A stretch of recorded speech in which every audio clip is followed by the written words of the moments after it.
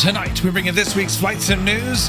FlightFX join us to preview the P180 and stuff.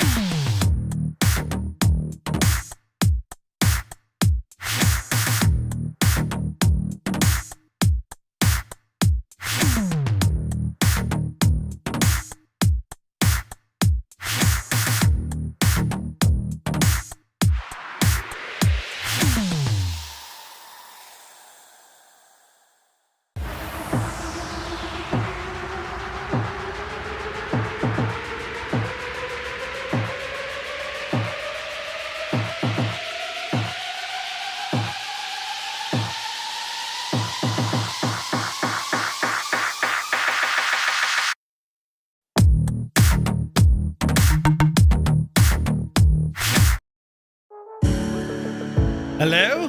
Hello. Everybody, happy Wednesday. Welcome to the middle of the week, the halftime show, the midweek shuffle. Welcome to the news. And Jesus, the room's in a state. I was moving things around. You're very welcome in. Tonight, yes, we will cover this week's Flight Sim news as the MSFS dev stream just about to roll to a close. And we got some updates regarding that. And FlightFX are going to be joining us here this evening as we're going to be checking out a machine. That joke. Oh, gee. Look, right. Now, on the stability front, lads, with the LPC not going well at all. No, Jesus, no. 4 new sticks of RAM. Brilliant. And now the memory's fixed, but everything else seems shagged. So it's getting close to the window. Getting close to the window. Open the window. So if the machine crashes tonight, we won't cry about it. Not at all. No, we'll invent new words. Right. Most of them sound like they start with certain letters of the alphabet. F or B or S, to name but a few. But listen, it'll be grand, right? It'll be fine. We won't worry about it. But yeah, a week for news. There's all sorts of stuff happening around the place. With the dev update tonight that we got, a couple of timelines were mentioned. I thought that was interesting. So the current state of the sim, they're working away on sim update 1, and hopefully that's going to be released in and around the 18th of February. So not terribly long to go. About 2 weeks of that. And then they kind of guessed on Sim Update 2. And that's one, well, Sim Update 2, probably more important for a lot of the Nvidia users, because there was a question that came up about DLSS 4. And so we're all having crack with the Nvidia stuff, right? And well, they're aiming Sim Update 2 for that. Then an idea, Sim Update 3, well, Sim Update 2, sorry, around April or May, right? And then Sim Update 3, you're kind of hinted at, well, hoping to have that ready for Expo. And he said stuff to play around with. So who knows what that is, do you know? But the dev stream itself, it was just, yeah, lads, there's thousands of issues and we're trying to work through them. They're putting a lot of effort into getting all this stuff working. And a lot of the questions that folks are having, the format got a little bit kind of, Jorg got interesting, right? Hey, who? You? Who said that? Stand up there. I'm going to have words with you, right? Talk about being put in your place. He put someone in their place, but it was needed. But yeah, there's stuff happening, but kind of not much. Nothing tangible at the moment. The Sim Update betas are going well, and until we kind of see it released, well, hopefully that's going to bring a lot of fixes to it. I've been kind of oblivious to all the issues because my issues are more local. PC is absolutely 100%, but the sim just is not. Either sim just not playing nice at all for whatever reason, lads. Can't get my head around it. But sure, listen, we'll plough on and see what happens. GG Machines have been nothing but incredible in trying to figure this one out. They're like, what? Replacing hardware all over the shop. Take it out, test this one. No, take that out, test this one. And chatting to Robert today, and it's very much, this is all new to me. Like, usually I just say, here's a box, and in that box, and if things are louder here, the fans are running at 100% just to make sure it's not a temperature issue, but I don't think it is. But anyway, whatever works in the box, you can have fancy lights, I don't really mind, just turn it on and go flying. There's an awful lot more to that when it comes to hardware, and it's something that, you know, no harm delving into, because it's a lottery, you see, between a motherboard, your CPU, and your RAM.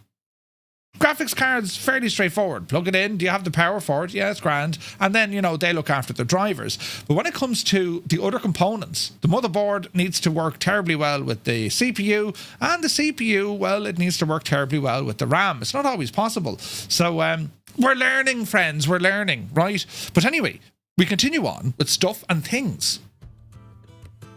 It'll be grand. It'll be grand, right? So, oh, Jesus. I had a bad stick of RAM straight from the box. It can happen, yeah. Well, like the RAM that was in mine, it worked fine with the 13900. It didn't like the 14900. Mad, isn't it? But anyway, the new RAM seems to be going terribly well.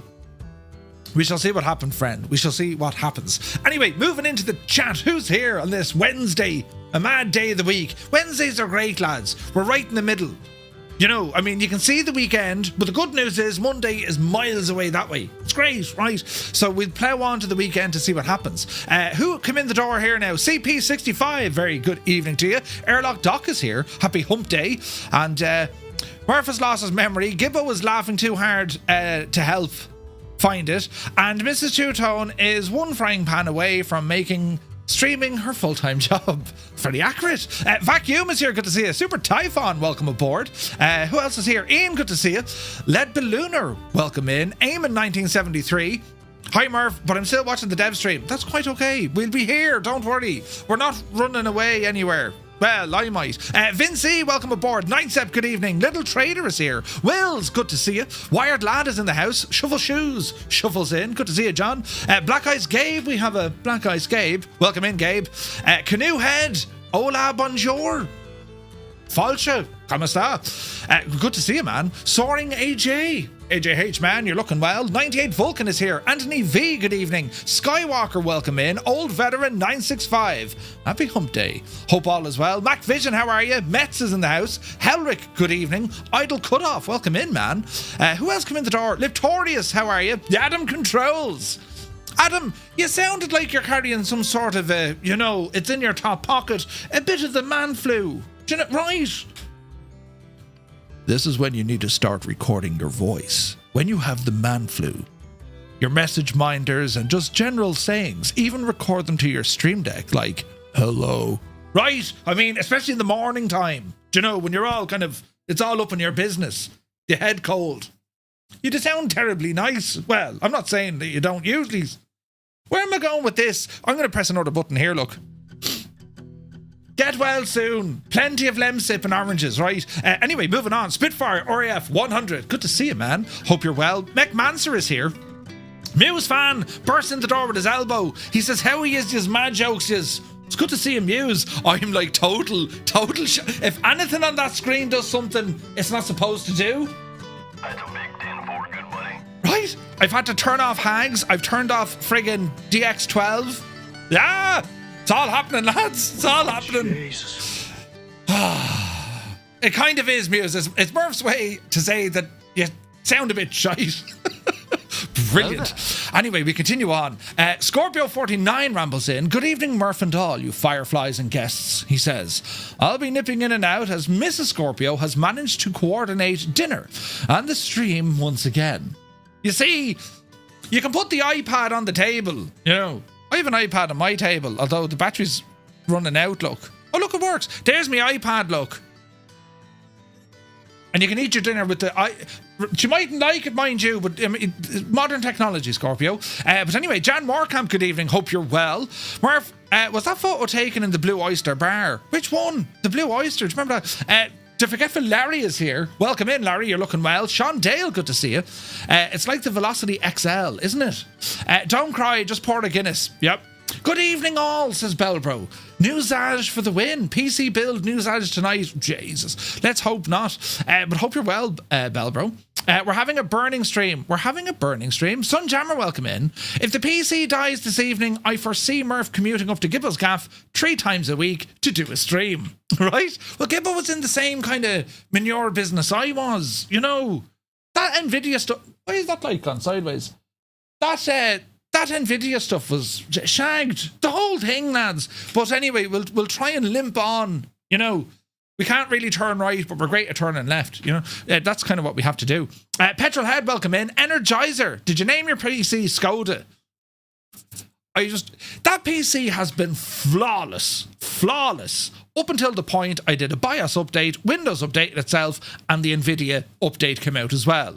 The triumvirate, that's 3, the triumvirate of terror, the triumvirate of doom, that's better, has affected the machine. I called it Iceman.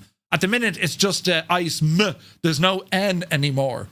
Fernando Martinez. Come on now. They've done studies, you know. Missed you, I'm talking. 60% of the time. Who has the memory? It works every time. Every time. Fernando Martinez. Come on. Where are we going with this? Brilliant. Anyway, who else come in the door here now? Let me see. Nvidia can't do anything right these days, says CP65. No, but your man does have lovely jackets. You know. Sir Camsalot, good evening. Schutz is in the house. Happy Wednesday. GG Machines. My dude. There he is. The man who will friggin' stop at nothing to make me feel better about life in general. It's all right, Rob. We'll put this in instead. Did you see the... It's all right. We're going to try this now. Okay. Right. Welcome in, GG Machines. Hope you're well. I sent you a WhatsApp, Rob. But anyway, Schutz says, a few unhappy people in the dev stream today, but plenty of positivity, taking lessons from her. It's all positive, lads. Listen, as bad as things might get, as bad as things currently are, and I can tell you, right, I'm on the receiving end of bad things. As bad as things are, sure, it'll be grand. You know, I mean, I have model planes here, right? That's going to be a stream soon. Forget flight simming. This will be model airplane scale 172 simming. Think of it. It'd be the most engaging thing. There'd be no multiplayer, unless, of course, we play it like... Do you remember Subutio? Could you do like an online version of Subutio? You could. You absolutely could. Right. You'd have to grid it. You know, A to... Well, I don't know, Z, and then 1 to 24 or something. You know, red jersey man with number 7 etched in. Move forward to A6. Next. Right? This could be brilliant. Jesus, why didn't I think of that? It's the future. Why didn't I think of that? Hang on. Don't drop the model. Right. Shh. I let them get dusty because they're old. It's for the effects. Right, we're ready now. If I mount some sort of a GoPro on it, you know what I'm saying? So this, friends, hang on. Right? Ah, Jesus, brilliant. This here, the Douglas C-47 with meticulous... Look at the detail and the PBR, look. It's all ahead of us. Jesus, this is metal as well. Let's put it over there so I can look at it when, you know, things go not terribly well.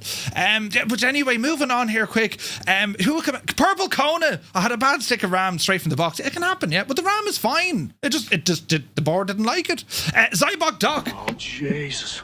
He's calling from Denmark. Hello from Tipperary. I hope you're well. Who else come in? Robbie Bass is here. Where's me music on? Me tunes. Ah, Jesus.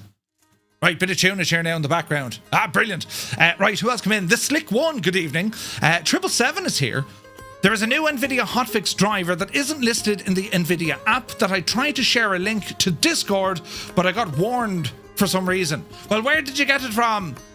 We don't want these lads walking around. Here's a driver update, and sure, next thing you know, just pictures of Muse fan. Ah, Jesus, it's a virus. Right, it can happen. Right, where are we at now? I'm only messing Muse. That wouldn't be a virus at all. Creo, good to see you. Viber Gaming is here. Trackside Talk, good evening. Hope you're well. Photos by Kev. Got bored listening to the drivel, he says. So you came here and tried this drivel instead. Brilliant. Hope you're well, Kev. Lima Kilo Mike, good evening. Toto2495 is here. Welcome in, Toto. Take, good to see you. Or no, Techie, welcome in. Inchworm, greetings. Got a touch of the lure. Right, terrible bad. Hope will be crashless fly. Right? That's what Rob says earlier on. He goes, Murph, I'm going to ramble into your stream. And I'll just, at the end of it, when everything works grand, I'll just say, yes, thank God for that. And no one will understand why. Brilliant. But anyway, MacFly AV, welcome in, subscribing at tier 1, my dude. Thank you very much indeed. Strap21 is here, hola. PH Roy, good evening. Viper Gaming says, Watch Blue Games test this out yesterday. Ooh, it was eventful to say the least. Jesus. I didn't see it. You're not wrong, he says. Gar Gaming, good evening, hope you're well. Goblin Zeus, good evening. Steve is in the house, welcome aboard. Larry says, I may look well, but I have a bit of a runny nose, you know.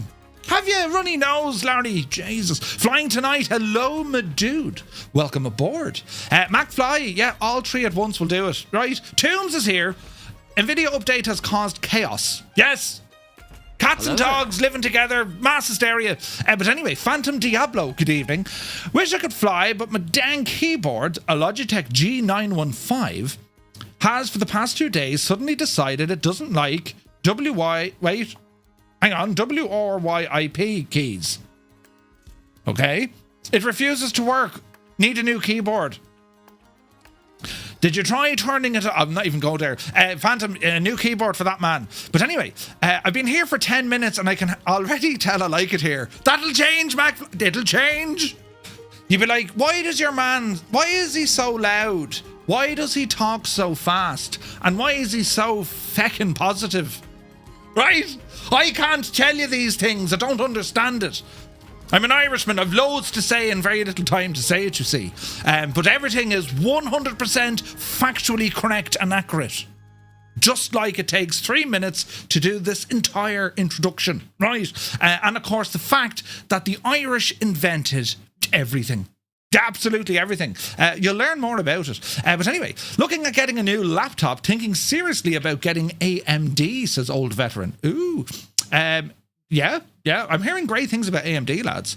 I loved building the Airfix 172. Inchworm, weren't they brilliant? And then, like, you know, you can get real fancy now and go for the L134, was it? Or I think it was 134. RC planes down the local airstrip. Oh, that's a great idea, Sean. Could you imagine? I'm on there. Make sure that thing doesn't turn off. Postal multiplayer. Could you imagine? And then for your for, you need to send in your bio, your character bio. So you'd have to send it on VHS. Hello, right? Hello, I'm going to be airplane this thing.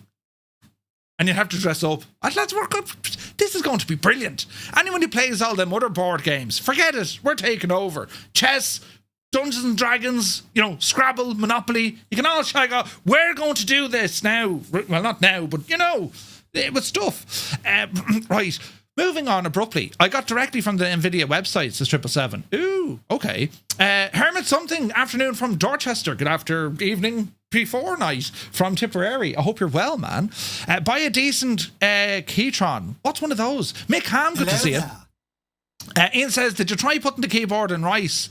Wait, what? Roy says, did anyone get some use out of the little DLSS manual? I hope so. Would be great. Roy, thank you very much for sharing the details with us over on our Discord.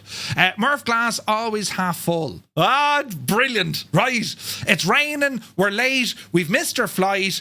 You have the scutters and you're lost. But it's grand. It's just, aren't we lucky? It's a privilege to have these issues in our lives. Imagine being from Leitrim. I'm just saying, right, as bad as things can be, someone's living in Leitrim. Right now, there's someone living in Leitrim. Think of it, lads. Some say the Irish invented fax. That's a fact. Yes, they did. Where is this now? Betamax, do you remember those? Big Al is here, good to see you. He says, good morning. I had to reinstall the sim because I entered the beta testing. OMG, my sim is now running at a constant 60 FPS. Oh, nice one. Jan Drace, good evening, hope you're well. Right, where's this now? Leitrim doesn't exist, even though it was invented by the Irish. Yeah, that's the spirit. Right. Now, who else is here? Look, hello to our YouTube brethren. Spiner, good to see it. Alan Black, good evening. Let me see. Jay Afro, Dave Cleary, a legend Dave. Welcome in, Dave. Scott Voigt is over there as well. Thank you, Scott. Kappa Flyer, good evening. FlightFX is in fire this week. They're on fire this week. Yes. Looking forward to having the lads in for a chat. Podge Mon is here. Good to see you, Podge. Uniform Goose. Hello, Goose. Welcome in. Marty K. Happy Wednesday. Amulet is here. Dylan. Welcome in, Dylan. Northland Air is in the house. Let me see. Is it Uze Music and Gaming? Good afternoon. Hope you're well, man. Hope you're well. Jared is in the house. Robert Harrison, good evening. Falconer is here. Peter, good to see you. Yannick Stein, or is it Janik Stein? Good evening. Chris Woods, hey Chris. Black Sheep Gene, formerly Eugene Beck. Good to see you, man. San Jose, hello from Tipperary. You're looking well. Jesus, lads, it's busy. Who's this now? Chimaria, is it? Chimera. Welcome in. Newfoundland. So I remembered. He's here. Leonardo da Vinci is in the chat as well. Good evening. Alan Black, how are you? John Conservative. Not sure if Say Intentions did it already, but they need to add Murphy as one of the ATC voices. Don't be giving them ideas like that. Just another day, popping in on me lunch break. What did you bring us for lunch? Did you bring some to share? Right, sandwiches. Andrew Gilbert, good evening. Good day from Phoenix. Hello from Tipperary. What's the weather like in Phoenix? Visualize is here. Good to see you. Marvin Brooks, how are you? Hope you're doing well. You're looking well. Right, Aries, good evening. Got me postal of the Shag Off and Big Egypt mini plates. Ordered on Saturday, received on Tuesday. That is some fast Firefly service to the United States. You better believe it. Post, created and invented by the Irish. There we have it, lads. The system works. Where is this now? Google the Keytron Q6 Max for sexy keyboards. Jesus. Irish cream is the best. Yep. Wait, what? Kanzui. Hello. What do we have here? Happy Hump Day. Good to see you, Kanzui. Now, let me see. Hello. Yes, Quaggy, good to see you. Tarnish is in the house. Creo, good potching and Leitrim. Arab, but sure, listen. Let's see what. Oh, lasagna. Lasagna's nice. Did you bring some lasagna for us? Just another day. Let's find out. Right, lads. In fear of everything exploding, I'll press a button. Why didn't the light turn off? Turn off, you stupid. Hang on. Jesus. Welcome to the technical difficulty stream. No, there is a button for it. Ah, there, it turned off itself, look. That's what modern technology can do. Right, come on, we'll come over here before we're in trouble. Now, lads, what we're going to do, I want you to cross your fingers, your toes, your legs, your arms, your hands, fingers, whatever you can cross it. Because I don't want any sort of messing from the Microsoft Flight Simulator. This here, friends, we're going to be checking this aircraft out very shortly. This is the upcoming P180 by FlightFX. Now, FlightFX have already graced the presence of the flight sim world. They've given us some scenery and, of course, the absolutely savage Vision Jet, right? And I think we're all a fan of the Vision Jet. The P180 scheduled to release very soon. We're going to be chatting to Nick and the lads. Marwan is there with them as well, as is Luke.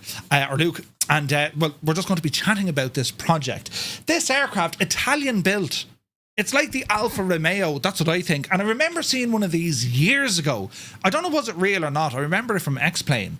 And she had a Ferrari livery, right? Did Enzo own one? I couldn't tell you. But they're a beautiful looking machine.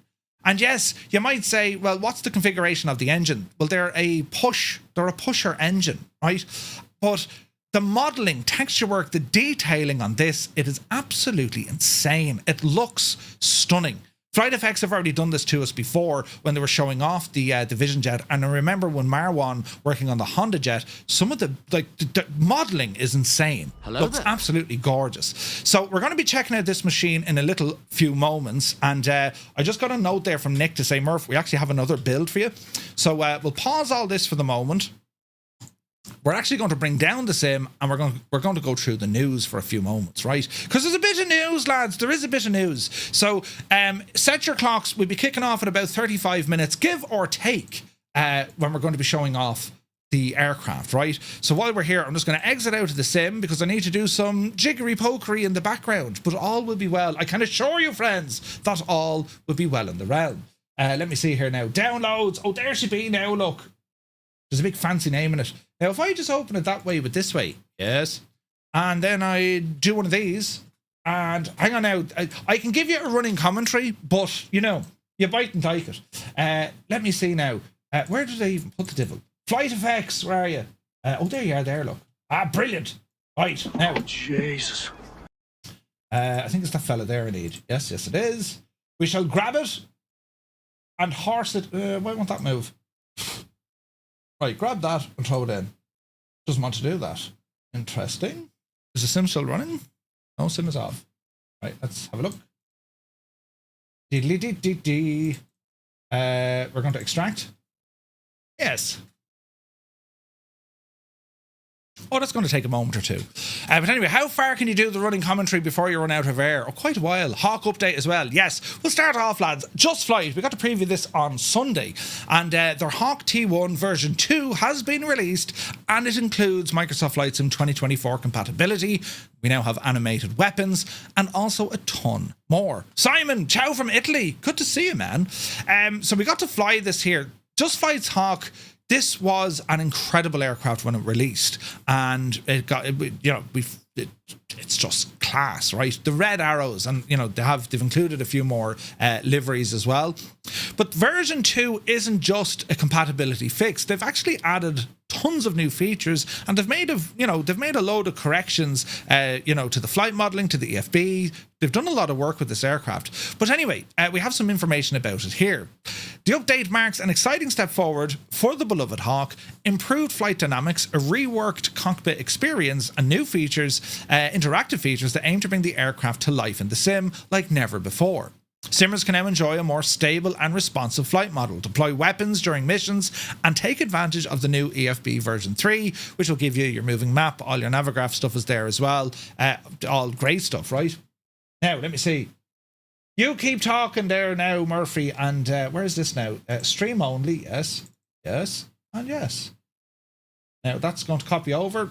Anyway, the update marks an exciting step forward. So it's weapons, lads. Weapons. Fantastic, right? So we can see a couple of new liveries have been added as well. The up-to-date red arrows for 2024, the Saudi Falcons, Midnight Hawks, and there's also one there, the TWU from RAF Brody. The flight model fully updated as well. And, I flew it on, was it Sunday or Monday? I can't remember. It was probably Monday, I think. It feels way better. The Hawk was always a bit of a challenge, I found. You throw it into the Mach loop. If you didn't mind your airspeed, the thing would absolutely bite. It's a little bit more fluid now, more predictable, but it's pretty cool, right? System enhancements, the altimeter, attitude indicator, gyro logic, external lighting. There's been a lot of fixes here as well. And also with the pilot visors, they move. And I also noticed when you move the rudder pedals or the yokes, the pilot's heads move as well. It's a nice touch. The Justified Hawk, it's a cracker of an airplane. It's a beautiful trainer. It is used in a combat role as well, and especially when it comes to aerobatics between the RAF Red Arrows and of course the Saudi Falcons. Incredible aircraft, and the sounds are friggin' nuts on this as well. Absolutely brilliant. CG Aviator, he did a video on that. It's on over on the MSFS addons.com website. Big shout out to Vashko. And we also have a limited time discount for those who haven't yet purchased the Hawk.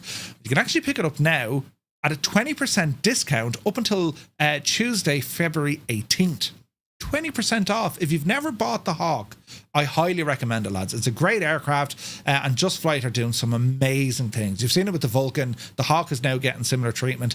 Great news there altogether. Now, IniBuilds, they've announced live showcase stream for the A350. So the Airbus A350, huge hype between the airliner guys with this. Everyone's looking forward to it. Well, they're going to be doing a scheduled live stream tomorrow, Thursday the 6th at 10 o'clock Zulu. 1000 Zulu. Tomorrow morning, 10 o'clock, or 11 if you're in Europe, or at about 5 in the morning, or 3 in the morning in the US, right? But anyway, the event will focus on demonstrating how to operate the highly anticipated Airbus A350 for Microsoft Flight Simulator, offering simmers an in-depth look at the aircraft systems, procedures, and its features ahead of its Q1 release. It's coming out in Q1 of this year. The stream, titled Showcase Stream 1, there's a number there, so we know there's going to be more. Well, it's going to be hosted by Matt and feature key members of the development team. Ubaid will be there, Cameron, and also Pablo. Pablo is a type-rated captain for the Airbus A350. So, this class, right? Class! IniBuilds say the viewers will learn the fundamentals of flying the A350, which we expect to include things like demonstrations of a cold and dark startup, maybe flight planning using Navigraph and SimBrief, or even using the IniBuilds Situation Manager for saved flight states. So, yeah, looking forward to seeing what this stream. Tomorrow it's going to be on. It's on the IniBuilds channel, lads. Make sure you check it out tomorrow morning, right? Now, moving on. Bluebird Simulations, we got an update from these guys. They've posted a comprehensive dev update for their upcoming Boeing 757 for Microsoft Flight Sim. We're getting loads of updates. We're getting loads of previews, and I always have to err on the side of caution. This thing is properly overhyped. Fingers crossed they managed to deliver on this. I'm super excited to get a 7.5 in the sim. That was the first commercial aircraft I flew on. I love the 757. They're cool, right?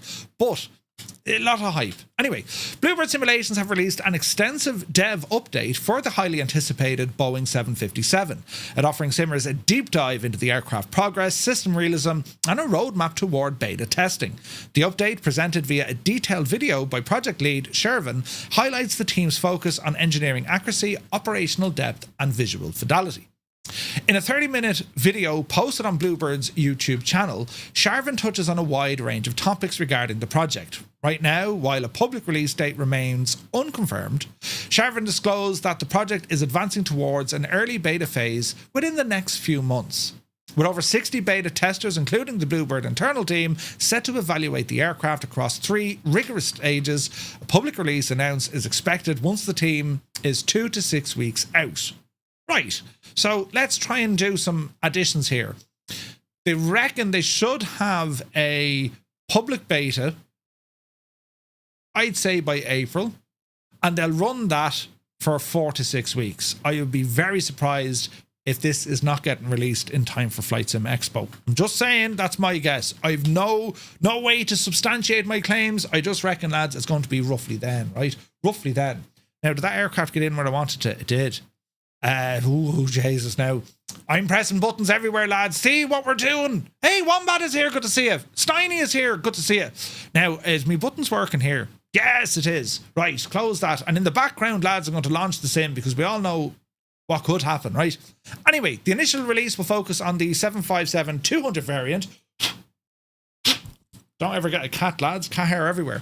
They're going to feature the Rolls-Royce and Pratt & Whitney engines, and followed by a free update adding the stretched 300 variant, and also a paid cargo expansion will also be in development. The system update progress 30 minutes, but we'll give you a quick preview of what they're kind of chatting about. For us, we have some sound, so check it out. Sure that the systems are working properly. And for example, if I go here and I go and click on the fuel, this is the fuel page. Right now it's saying that this fuel pump is not actually running, it's just saying it's online because of the external power is connected. But if I go back, and again, I apologize for these menus right now, let me disconnect the ground power. Okay, so now we go back into the fuel. Okay, so you see that there's no fuel system pumps that are online right now. So the first thing I'm going to demonstrate is the APU fuel logic. The APU will only drain from the left tank.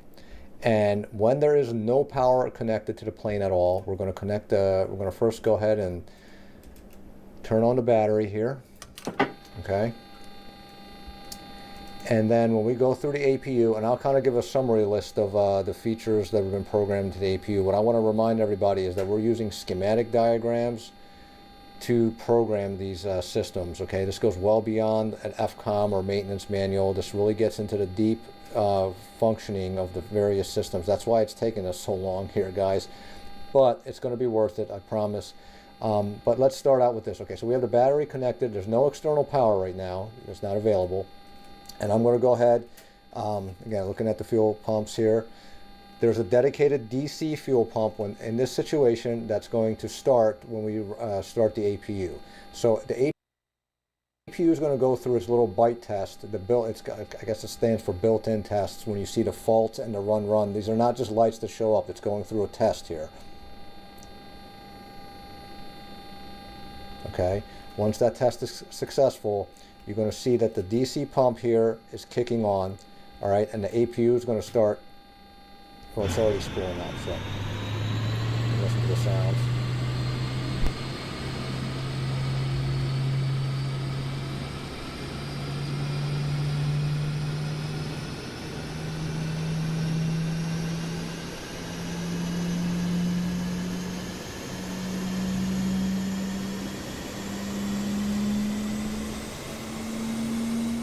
Right, I mean, this is looking very impressive. So that video is available. Anyone who'd like to watch it, I'll give you the link to the MSFS add-ons website. And why is that open? Teamy Sim is running here in the background. Brilliant. Let me see. Close off that gadget for the minute. I'll pop this into the chat here, lads. Have a look at the video if you're interested in the 757. Looks very, very good, right? The deep dive, the APU, hydraulics, and also the realism, and you get a kind of an idea of the sounds, where they're at, and so on. Honda Jet, did you miss the P180? No, you haven't. We're just loading in the latest preview. So hope all is running well with that. The sim is firing up, so we'll have a look. But anyway, Bluebird sims, I would think, roughly say Expo. Just, an idea. Anyway, moving on. The P180, the aircraft we're going to be checking out tonight by FlightFX. Now, the team surprised us a few days ago with the announcement. They released the trailer. The P180, the Piaggio P180, the Avanti, will see an imminent release in Microsoft Flight Sim on February 6th. That's tomorrow, right? Anyway, since then, we've learned quite a few more details about the project, including the feature breakdown, some insights from the development team, and more. We're going to kind of delve into this with the guys tonight and figure out what they actually got up to, right? Hello? How did they manage to craft this machine to make it do everything that it's supposed to do? Really looking forward to it. And because it's a most unusual aircraft. These stand out a mile. It's not like I've seen loads of them. These look the part, right? But anyway, when it comes to the flight modeling, real-world turboprop performance, verified takeoff, climb, and cruise performance, all from the feedback from real-world pilots. Custom prop and steering control, to name but a few. They've also updated the virtual aircraft management system, multi-directional tablet mount for flexible positioning, and built-in Navigraph and OpenStreetMap integration. It's a cool-looking machine, but we're going to dive into this in a couple of moments. Right, now moving on. Can't remember if we covered this, the release of it. Cows have released their Diamond DA40, the XLS. We're going to be flying this one on Friday night in Spain. We're going to go from Bilbao out across the north coast heading west.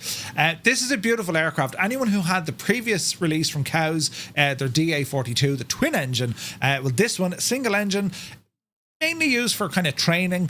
It's incredible, right? And it's now released. You can pick it up through, I think it's through Orbx. They have released the latest aircraft for the sim, high fidelity simulation, that of a Diamond DA40 XLS. And it's more than just another general aviation aircraft. I remember we were talking to Mr. Tommy. He was saying the amount of coding that went into this aircraft. Each of the four cylinders are completely modeled. They're all simulated, right? Different temperatures and pressures affected, power modes affected. There's a lot of realism going on there. So it's pretty cool. It's a beautiful airplane. It looks, sounds, and flies really well. It does have modern avionics, right? I mean, you have your G1000s in there. There's a lovely engine monitor, all custom coded in.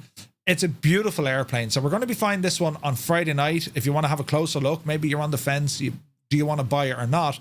Well, make sure you tune in on Friday night at 2000 Zulu and you'll get an idea of what it's all about. The aircraft is released now. For those of you who wish to do, the study level when it comes to general aviation, a fully custom electrical system, engine simulation for the Lycoming IO360, and there's even a failure option up to 130. Over 130 possible failures, which is mad.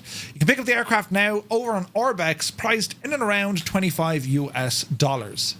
Highly recommended. If you're on the fence about it, as I say, do be sure to tune in this coming Friday. Now, moving over here to FS Elite, and a big shout out to Callum and the lads. Got Friends announced a project, the crosskart for Microsoft Flight Simulator. Huh? Got Friends, a developer known for a mix of different add-on offerings ranging from warbirds to gliders, helicopters, even a canoe. Well, they've announced an addition of Project Crosskart to their eccentric lineup. This isn't your run-of-the-mill car add-on. According to a post on the Discord channel, Project Crosskart will feature an actual ground vehicle motor simulation, where power from the implemented automatic gearbox can be directly applied to both the rear wheels. It'll have a realistic torque curve, proper gear shifting, and custom-built brake physics. You can even make it drift, apparently. Will this open the doors to more robust simulation of ground vehicles? Only time will tell. Of course, we know that Parallel 42 with the Juice Goose, and now it has a bit of competition. And this thing looks friggin' I want one in me house, and I want to drive it, right? Speak of the devil, does Murphy want early access for hands-on? Yes!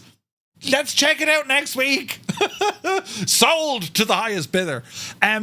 we all know with especially with Flight Sim 2024, I mean, we only experienced that last Monday, trying to land in places we shouldn't have. The terrain mapping, the how the ground is represented now, it's quite amazing. To put vehicles on it now, knowing that like rocks and friggin' trees and all this mess, well, they'll impact on the vehicle. It kind of makes you go, oh, I need to get something to drive down there. You know what I mean? Got friends certainly go in that direction with this one. So as got friends are in the chat, hopefully we'll have a little bit more news on this crosskart coming soon. I'd love to know, is there any customization options? Can you put like a reg plate on it? Shameless plug for the merch store. I mean, that'd just look fantastic on it, wouldn't it? An Irish registration plate. Yeah, I'm just saying, right? But anyway, it looks amazing. This does. Bit of crack, and there's going to be races. You're going to be in the crosscart, you're going to be in the juice goose. I mean, do you know what I mean? You can change tires, spoilers, steering wheels, exhaust, the whole 9 yards. No, that's brilliant, man. That is brilliant. It's something different, isn't it? I mean, the next stage for add-ons like this, if the sim will allow it, or perhaps a glimpse into the future, wouldn't it be an absolute riot if you're able to drive the gadget into your aircraft, fly to a location, and then drive the gadget out? I mean, that'd be ridiculous. It's going to be coming to both sims. Nice. You can change the tires, but it's nuts. We want it to look like a Skoda, right? We do. But anyway, moving on. Great news there from Got Friends. Now, Parallel 42's ChasePlane. We got the announcement of this last week, and a couple of trailers have since dropped. Huge hype behind ChasePlane. Basically, it's a physics-based camera system, and the initial release will be that of Flight Sim 2020, I believe, and they'll see where 24 goes. There was a blog update post. Edson put it out there, giving a bit of information. Anyone who's used flight sims in the past, particularly FSX or P3D, well, ChasePlane was a must-have add-on. It was a must-have, and anything that can showcase the sim better, be it an aircraft or whatever, Microsoft need to get behind this big style, because I'll show you, right? So here's a physics demonstration. Okay, an airliner coming in, but you'll see like kind of head movements, turbulent movements. It's very subtle, but it's oh so very effective. It's incredible looking. It's physics-based. They did the same. There's a couple of other videos they're showing other aircraft, how they respond, but also it gives you all these sort of cinematics as well. It's not just animations or that to the camera position. It's giving you all sorts of cinematic controls, including flyby and tower view as well. Some really interesting camera stuff on the way from Parallel 42. So, yeah, this is going to be freaking nuts. It's a long time being built. We do have a little snapshot of the UI that they're building. Come along now, page and load. Hopefully this does work. Maybe it won't, because it's thinking about life for too long. We zoom in here, look. You get an idea. Internal, external world cam. Look at this. Flyby, tower, the nearest runway, forward fuselage. All these different options we're going to have with the UI, and it looks great. This is a good one here with the Wilga, just to show you the movements. Now, I thought this is 2024. I mean, it looks real, lads, doesn't it? Look at that. Look at the movement, the turbulent air, the pilot's head. It's mad looking, do you know? So, yeah, really, really looking forward to this. It doesn't have replay that I'm aware of, but you may or may not need it. I don't know. It's hard to call. It just looks stunning. And as I said, anything that can make your sim look better, great news. So it's under the category of, when is it releasing? Soon. Trademark, exclamation point, hashtag. We've no idea yet, but we're looking forward to it. So moving on. SiamFlight releases Phuket International Airport. This is nothing new. We've seen this airport before. There is a sign. It says Phuket, let's go to the airport. It's brilliant, right? But anyway, out to Thailand with this one. And the screenshots provided do look quite nice, because there is another one available over on Orbx. Where's this one now? Which coincidentally is available on Orbx Central, despite Orbx themselves having their own version. So Orbx did their own one, right? But anyway, some of the pictures here look really nice, don't they? Beautiful destination. And I mean, look at that. In 24 as well. Looks incredible. Although that looks a little bit naff, the old pixel on the old chop Roonies. Do you know what I'm saying? But it has an interior. Looks like plenty of detail around the area as well. And does it have the famous sign? Why didn't they take a picture of the sign? Feature list will be custom DEM sloped runways, new taxiway, hotel and Juliet, CGL aerial imagery, custom windsocks, ATC towers done, firefighting and rescue stations, 2 of them, cargo terminals, animated jetways. The list goes on and on and on. It's a huge scenery feature list. So, yeah, you can go ahead and pick that up now. Priced at €17.37 or £14 or around $18. And you can pick it up through Orbx, SimMarket or IniBuilds. And have a shop around for different prices. Check out IniBuilds. If you like to buy stuff from IniBuilds, I have a link under the myself. Scroll down there on Twitch, you'll see a link. Pressing that button helps me out as well. But yeah, I'll have to pick this up and go flying there. It's a stunning part of the world. You go to that part of the world for the culture. Astralis Studios previewing the region of Waterloo International Airport from Microsoft Flight Sim. Astralis Studios have dropped a YouTube trailer and a number of preview shots of their upcoming region of Waterloo International, Charlie Yankee Kilo Foxtrot. It's going to release tomorrow. Canadian airports will be the team's third scenery, located in Ontario in Canada. Just 2 runways and a new terminal building. It hosts a number of flights from the Canadian carriers Flair, Sunwing and WestJet.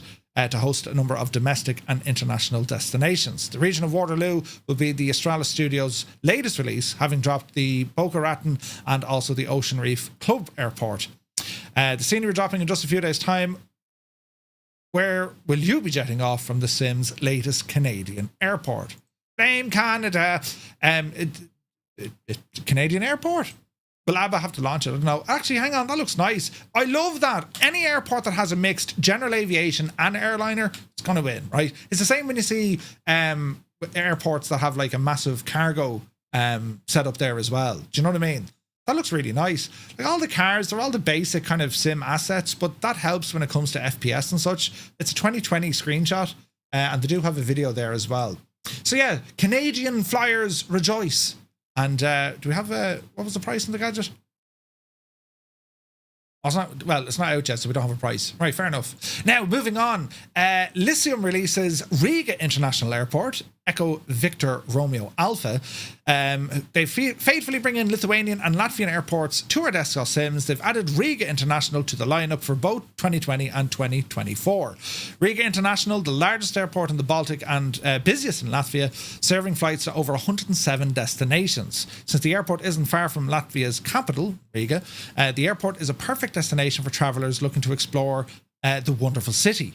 So they bring this airport to life with accurate PBR textures, parallax interior, custom ground textures, and highly detailed models. Note that while it will work with FlightSim 24 straight away, full compatibility will be coming in a few short weeks. So, yeah, Ryanair destination if you're flying anywhere out of, well, anywhere really. Riga is always a hotspot for Ryanair. And EasyJet as well, I think. Even there's a BA there as well. So, it's just a rendition of Riga. Nice. So price for this, €19. Lads, I don't know. Are scenery prices starting to go up the road a bit? Is anyone else kind of seeing that? Scenery prices are just getting a little bit kind of, you know, let's start charging a few quid more. I mean, inflation, you know. But like, yeah, don't know. We'll have to check it out, right? Now, ImagineSim opens pre-orders. Old veteran, are you sitting down? ImagineSim opens pre-orders for Dallas-Fort Worth Airport from Microsoft Flight Simulator. Recreating the third largest airport in the world from Microsoft Flight Sim is no easy task. With 7 runways, 5 terminals, and a large number of cargo areas, not to mention some very, very good, what do they call it, American Eagle food in that neck of I'm just saying, right? Fort Worth is a monumental task for any developer. ImagineSim has confirmed that whilst progress is going well, it has to take far longer than originally planned, and they have decided to open a pre-order system for customers who will get access to the product in an early access state before its primary release. It makes sense because during that early access, well, it's a chance then for anyone who opt in, well, they can give some good feedback to say, hey, you know, change this or change that. They asked on their own socials, would people be looking to pre-order? And they got a sense that people would, provided they get some kind of early access opportunity. Therefore, they have decided to do just that. Pre-orders are now live, but those who do pre-order in the limited time period will get access to the product in the anticipated Q1 window once beta testing has been signed off. So it's not out there just yet. Following this period, ImagineSim then plans on releasing it fully in Q2 of this year. And of course, those who pre-order will get access immediately to the final build. It's quite a unique way for scenery. As for the product itself, they are developing the airport to feature high-definition building textures, custom SafeGate visual docking guidance, interactive jetways and details across the apron and terminals, and they say that they're working extensively to ensure that the airport runs smoothly and has low impact on performance, even when using complex airliners. Couple of pictures here, right? Why was that X-plane? That doesn't belong there. So Dallas-Fort Worth, I've had the privilege to be at this airport twice, and it's friggin' huge, right? It's massive. It's ridiculous. Like, why build it so big? It's bigger than Leitrim. But they have like the monorail stuff here as well that boots it around the airport. But it is massive, and it is quite the sight at night time, especially over the terminals there. All these terminals, and I believe they're building terminals 6 and 7. There's more being added. And Old Veteran 965, our very own, is also a ATC controller there over on Vatsim. Scott, there's the link to FS Elite's information all about the airport. You can pre-order this from the ImagineSim website, $24.19 or £24.99. Jesus. 7 runways across a vast 17,000-acre airport area. Fluid usage, even with complex airliners, custom SafeGate, interactive bespoke jetways. Well, the list goes on. Great news that we're finally getting Dallas-Fort Worth in the sim, though. It's taken its time. Now, UK 2000 have released the University of Illinois Willard Airport for Microsoft Flight Sim. They've done a few others. They've done like Gary. They've done Aurora, I think, as well. This one named after the former University of Illinois president, Arthur Curtis Willard. The airport first opened its doors on the 26th of October 1945. Primarily used for general aviation. And the airport started operating commercial flights from 1954. For a short while between 65 and 69, it even became the second busiest airport in the entire state of Illinois, second only to Chicago O'Hare. This popularity, however, was relatively short-lived as the Airline Deregulation Act came into effect. The act mostly aimed at moving control over airline routes from the federal government to the commercial aviation in order to provide for a more competitive market. UK 2000's rendition of the airport fully detailed buildings, realistic ground markings, and utilises PBR textures. There's also highly detailed ground vehicles and static models. Pick this up now over in Sim Market, $12.58. Not bad. UK 2000 make nice sceneries, lads. $12.58 for it. That's now you're talking. And their sceneries always look pretty nice.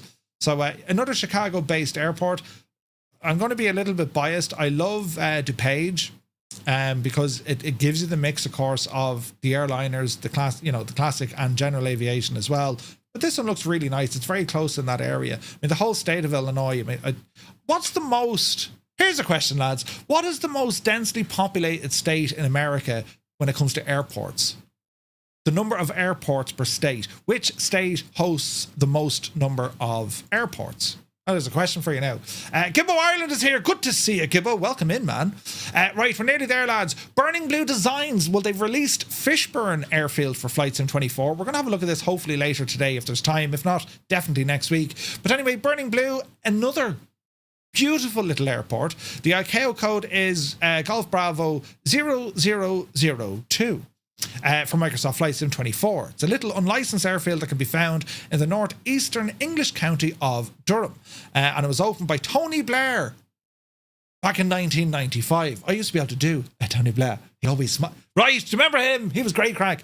Anyway, in 2004, it was named Airfield of the Year by Flyer magazine for its welcoming atmosphere and for the bacon butties.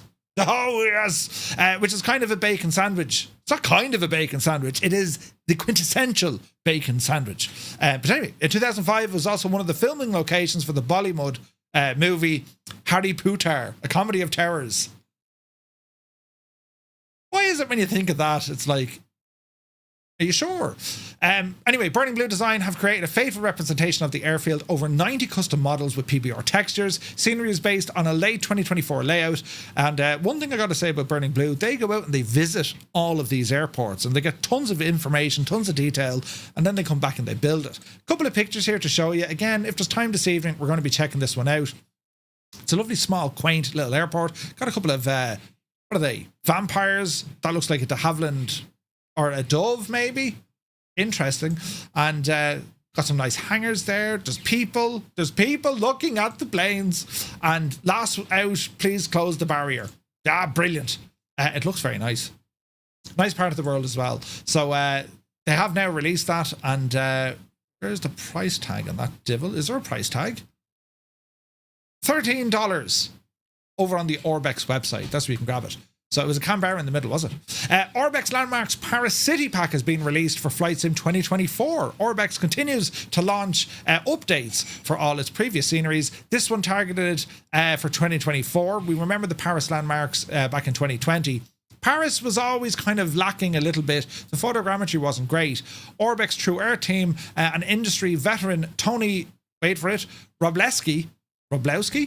The pack injects nearly 200 handcrafted landmarks into the Paris digital twin. The Eiffel Tower and the Louvre remain crown jewels of the default scenery. Orbx shifts its focus to some of the lesser-known treasures, such as the neoclassical Palais Bourbon and the medieval Concierge Palace, even the avant-garde Centre Pompidou, to name but a few. Pretty cool, right? But anyway, what's the story with this now? Is there an upgrade price? Let's see.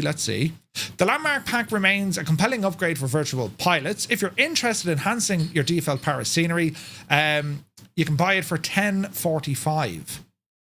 Now, what if you already owned the 2020 version? Interesting. But great to see some stuff in Paris. What a beautiful city. And as I said, like some of the photogrammetry in Paris is a little bit, the missus is doing the dishes. Oh, we flew through that. We did, yeah, we crashed as well. Anyway, here's another one. Fly over Greenland's icy landscapes in Microsoft Flight Sim with 2 must-try sceneries. Some freeware, right? The territory in Microsoft Flight Sim and see what all the fuss is about. That's what we're proposing to you today with the recent addition of 2 custom sceneries dedicated to the autonomous territory of Denmark. The 2 sceneries, 1 free, 1 paid. Okay, that's me putting me box. Lets you dive into Greenland's stark beauty. Ooh. So, the freeware, it's Garf's definitive Greenland mega pack. The mega pack includes 10 heliports, 15 lighthouses, thousands of icebergs, and enhancements to towns like Nuuk and also that place I'm not even going to try to pronounce. You can land on icebergs. Designed for Flight Sim 24, but compatible with 2020 as well. Great visuals. And you can pick that up over on flightsim.to. The other one then is Payware, FSDG's, Kulusuk Airport. Let's say it fast, it sounds convincing. Authentic Arctic Airport recreates a sloped runway, dynamic lighting, and reflective textures. Its proximity to Iceland is just 400 miles. Ooh.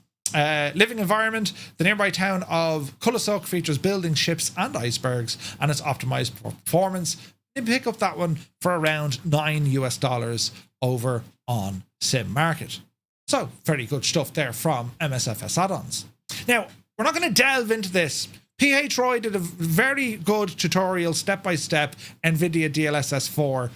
How do you make it happen over on our Discord? But there's all chatter going on. There's multiple videos and all chatter. And whilst I'm very happy that people have gone to the trouble to show us how to do this, it is an absolute catastrophic friggin' mess that this wasn't a simple click the button and away you go.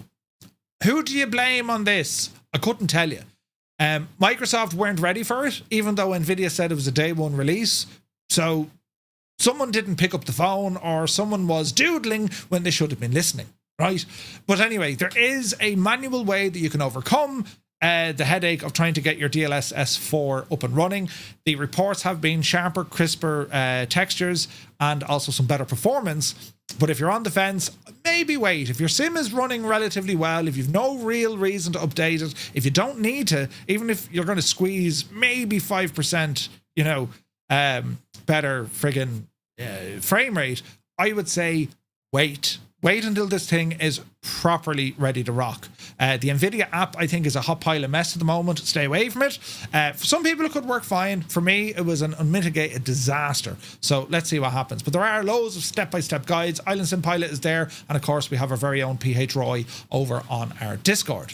Now, catching up what was started tonight, the sim update, the beta has been released. They're working on it, and also a number of different fixes. And it was kind of mentioned tonight, you know, what are they actually working on? Because we can see the main issues, but then every now and again they'll say, oh no, we fixed that, or hey, look, I've noticed that they've done this, like aircraft tail registrations, for example. So not everything goes on that list, which is a little bit misleading, because then you're thinking, Jesus, you know the other problem. Yeah, but they don't know about it. I have to say, anyone I've spoken to when it comes to the beta, anyone who's involved with the beta, a lot of people are saying they're getting a lot of, they've better performance. There's bug fixes and they're getting better performance. You can opt into the beta if you wish. However, there's always the few unfortunate few, there's a word for tonight. This thing will give them nothing but headaches. It's a problem. Things don't load correctly. You're very limited on the aircraft and so on and so forth. However, if you're interested in learning a little bit more about it, there's plenty of folks in our own community who are on the beta, and a lot of the feedback so far has been very, very positive. There's refinements for avionics, refinements for a bit of VOR performance, and also some of the backward compatibility for aircraft.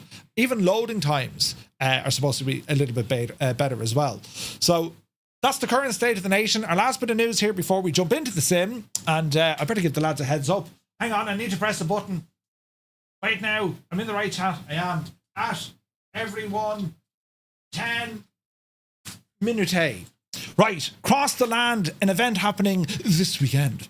Cross the Land Westbound 2025 from January 14th to January 18th. 900 members participated in voting for your favourite airports. The results are as follows: Dubai, Cairo, Addis Ababa, Ababa, Tehran, Queen Alia and Kuwait. The arrivals are going to be into Amsterdam, and we have Milan, Malpensa, and we also have some Category B, Hamburg and Nice, Category C, Gothenburg and Krakow. So Cross the Land Westbound, a huge Vatsim event happening this weekend. Anyone who flies on Vatsim, you'll have the crack. Anyone who is new to Vatsim, I would, check it out. Make sure you press observer mode, load into the sim, and just have a listen. Anyone interested in maybe learning Vatsim, how do you actually get onto Vatsim, build up the bit of, I need to press a button and talk. We're going to be doing a new ATC course in a couple of weeks' time. We've already done a VF4 and an IF4 course. We focus more so on the communication part of it, what to say to ATC, when to say it, and, how to understand what ATC are telling us to do. I put in a bit of a script. That was all focused on ICAO or the EASA kind of procedures, European based, in particular in Ireland. Sure, listen, where else, right?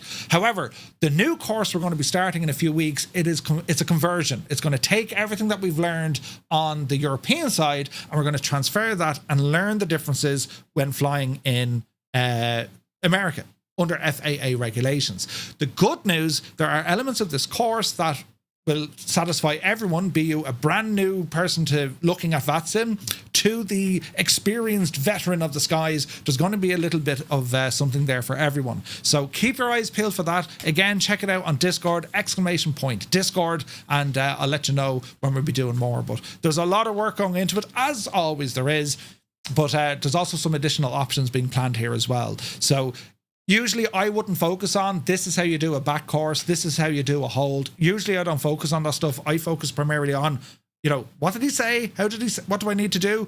That's what we focus on. But there's going to be an element of, if you want to learn how to do a friggin' DME arc, if you want to learn how to do RNAV procedures, that will be made available as well. So lots of stuff on the way. Right, the sim hasn't imploded, so things are looking good so far. So I'm going to ramble in here into DuPage, a FlightFX, stunning scenery. And hopefully now this all works terribly, terribly well, because I want to show you the P180, right? Now, lads, bear with me. As I said, I've been having issues with the sim for exactly a week now. So if I do get a sim crash, just bear with me. It doesn't take too long to load back in. Bearing in mind, this is Flight Sim 2020, and yeah, that's kind of where we're at. So I'll press buttons now in the minute because we're going to have FlightFX on chatting to us and just giving us some perspective into what a project like this looks like, right? So give it all a little moment. Hopefully now we don't get crashes, and let's see what we're going to do here now. Steady down, simulator, steady on. There we go. And hello, Flo, I've missed you. Don't crash, Sim. Jesus, whatever you do, don't crash. You'll just have to bear with me, right? So I'm just going to tidy things up here a little bit. Yes, that's the wrong button. Good man, Murphy. We're off to a flying start, lads. A flying start. Yes, that's better. And something maybe like this. That's even better than that. And something like, hang on, get them lads out of there now. Hey, come on over here, look. There are people walking around me playing. And, well, I'm going to start off with something like this. Something like this. And we'll go through all of this, lads, right? So don't be worrying. We'll go through the whole shebang. Where's this now? And that. Right. Grand. Super duper. So this is in Flight Sim 2020. It's not shite yet, Mr. Chippy. Brilliant. So here we have the P180, soon to be released from FlightFX. And I'm just going to give a quick introduction to the model of the aircraft. The real world aircraft, it's fascinating. It's based on what you would see as the Piaggio, the Aventi, right? Which is an Italian-made machine. And they started producing these back in 1986. Primary users are the Italian Air Force, the Italian Army and the Navy, and also Avant Air Historical have been using these as well. Just over 240 of these aircraft have been built since then. And it was a new wave of new generation planes, the 80s. You know the way like the 50s and 60s was all kind of sci-fi? Well, the 80s was all about, well, how do we make planes kind of friggin' nuts, right? That's kind of what happened.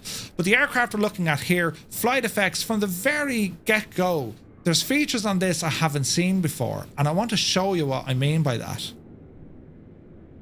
As my camera zooms in here, do you see the details? It's like watermark, water stains, water, you know, right on the friggin' fuselage. So you know the way we're used to seeing like textures on glass and stuff like this? Well, what these lads have done, they've actually added all this sort of, like, look at the cut of the state. Look at the state of this, look, right? Isn't that quite amazing? When you talk about detail, lads, this is frightening. Frightening amounts of detail gone into this. And it looks stunning. The modeling is absolutely on point. The texturing, I've never seen anything quite like this. Photoreal, do you know?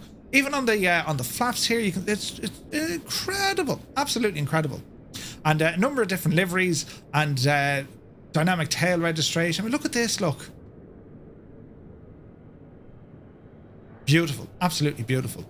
A most unusual design. So it's a pusher configuration aircraft, meaning that the props push the aircraft along rather than your kind of, you know, conventional puller-based aircraft, things like a Cessna and so on and so forth. I was blown away. I've only gotten this. I was blown away by the level of detail with this aircraft.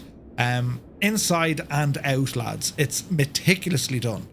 Static elements outside, all your usual remove before flight, your pitot covers, ground chocks. But then you talk about detailing, right? Let's just look at the main strut here. Look. We're going the wrong way. Like, can you see how friggin' sharp this is? Hello there. Hello there. Welcome in, lads.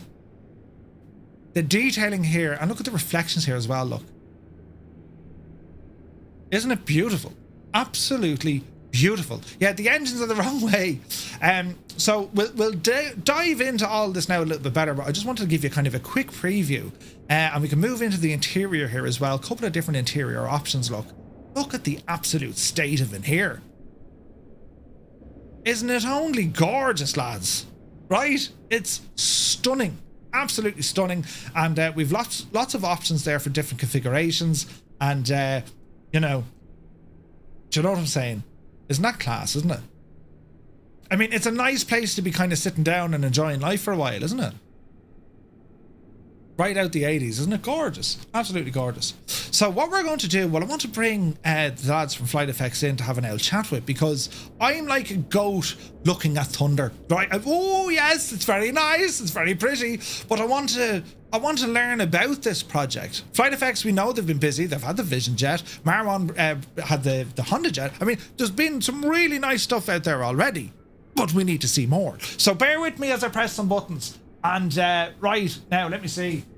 Ready. So if I start the call, right? Hello, it's ringing. So lads, when you're ready, if you want to enable cameras, if you have cameras, if not, we'll just have you on voice. Hello, hello. There's people. Hello. Can you hear us? And of course. Well, how are you now? Do you want to share cameras, or we just go on the voice? Entirely up to you. I mean, I'm in the witness protection program, so I can't be doing all that. The last time, Nick, you were on, you had a lovely hat. Oh no, well, it was garden I had furniture. a giant pumpkin. Right, hang on now. I'm literally stuck in a closet. Oh, look at that. Oh, I don't have a camera. Marwan, that's great. You're wearing clothes this time. Brilliant. Right, we'll have a look here. Right, hang on, lads. We'll get some buttons pressed here now. Right, bear with me now. At least the top half. Now, you'll have to just excuse my tardiness, because I'll get this working out in a second, right? Wait till you see this, right? There's a button. There's a button. And wait to see what we do here, lads. There's a level now of showing off, right? We do all this so live. Wait, I need to comment on this. You can pull it in. So what everybody's going to experience here is a little bit of like what our developer calls feel like every day. And hold on, I'm just moving my screens around so I can watch us here while I talk. So there's a running joke in our developer calls. So like our staff has actually grown a bit over the last year and a half. And so we have our weekly developer roundtables, and Marwan always likes to pop in while he's in his closet, so you can see where all of like this big time developer money goes that he gets paid, because his closet is like clearly nicer than the room that I'm sitting in here. He's got his he's got that Bel Air Beverly Hills closet going on in the background. Does it play music when you start getting changed? Oh my god, it's so bad. It's so bad. It looks, it's. Yeah, I promise I will invest in a green screen or something. Real message. It actually is a green screen, lads. Don't mind it at all, right? Fantastic. Well, listen, lads. See, the thing is like every time Marwan comes to the States here, like my and we're like very much like all like family now. So, my wife gets a hold of him as soon as he comes here, and she starts like beating him over the head of like, oh, I gotta take you shopping. You have to buy your wife stuff. You gotta like, we gotta get stuff, like you gotta bring stuff back to your wife and like that. So now I can say like, hey, Marwan, listen, your closet's like front and center here in the world. You gotta make sure your wife has like those D&G shoes and like the nice jackets and all that stuff in the background. So you gotta button that up, Marwan. Brilliant. Well, listen, yeah, lads, he got me into a lot of trouble. Like. You've no excuse if you wear bad clothes now. But listen, you're very welcome in. It's been a while since we got to have a chat. You've been very busy. Clearly, you've been busy because, well, we can see before us now your most latest and greatest, that of the P180. What's it been like working on this, and whose idea? Like, where did this come from? Who said that plane just looks so cool, I want to make it? Well, you can tell we're busy is because you can look right here and you can see these giant like bags under my eyes. We've gotten like no sleep over the last I don't know, Luke, what has it been? Like the last like week and a half in particular. It's been pretty crazy. But I don't know how this got started. You know what? Because of 2024, I can honestly tell you, I don't remember. I don't remember how this got started, because this plane was like into development, and then 2024 happened, and obviously, I mean, a lot of people know that we got into some other stuff that was that ended up being built for the sim, and everything became sort of a black hole, and then we came out of it, and it was like, oh yeah, we got all this like stuff that we gotta build, and it has to go back in the assembly line, and then on top of that, we spent the last year and a half, like as a company, like heavily investing in our internal infrastructure and our sort of pipelines and stuff like that. And we heavily invested back into some new projects, and some stuff that like actually outside of our TA team, I don't think anybody has even seen, or TA in our beta team has even seen yet. So maybe we'll change that today. I don't know. We'll see how we do. Ooh. But anyways, yeah. So how we got started, I don't remember exactly. I think we were scouring. Oh no, actually, I do remember. So we were talking to one of our internal. So we have like a network of pilots and stuff that are in our Discord. And one of them, I think a couple of them brought this up, and it just so happened that we had access because one of them could facilitate access for it. So the team ended up flying down to, God, where is it? I think we were in. It was in North Carolina. Yeah, it was outside of Charlotte. So we were at a small executive airport outside of Charlotte. I think it was on the southwest side of the city, out in the sticks a little bit, and drove out to this this little hangar, and there it was. Met with the pilot, the owner, and the one of the pilots. He's both. Really super nice guy. Gave us access to the aircraft. We were able to get audio from it. Stuck some GoPro cameras on it, took some flight video. We were there for about 2 days. It's just a really nice experience. It's always nice being in that part of the country. That time of the year, I think it was like spring at the time or something like that. So it was really nice trip. It was great. And then we just kind of dove into the development. And we finally got to this point. The assembly line for this project wasn't always the smoothest. So this aircraft was definitely subject to a lot of like experimentation on like how we're sort of evolving and changing as a company and doing stuff. Mm-hmm. And that's one of the two reasons that this thing sort of took so long to get to. Everything else that we're doing now as a company is moving exponentially faster just because of how we've improved some process flows and stuff like that.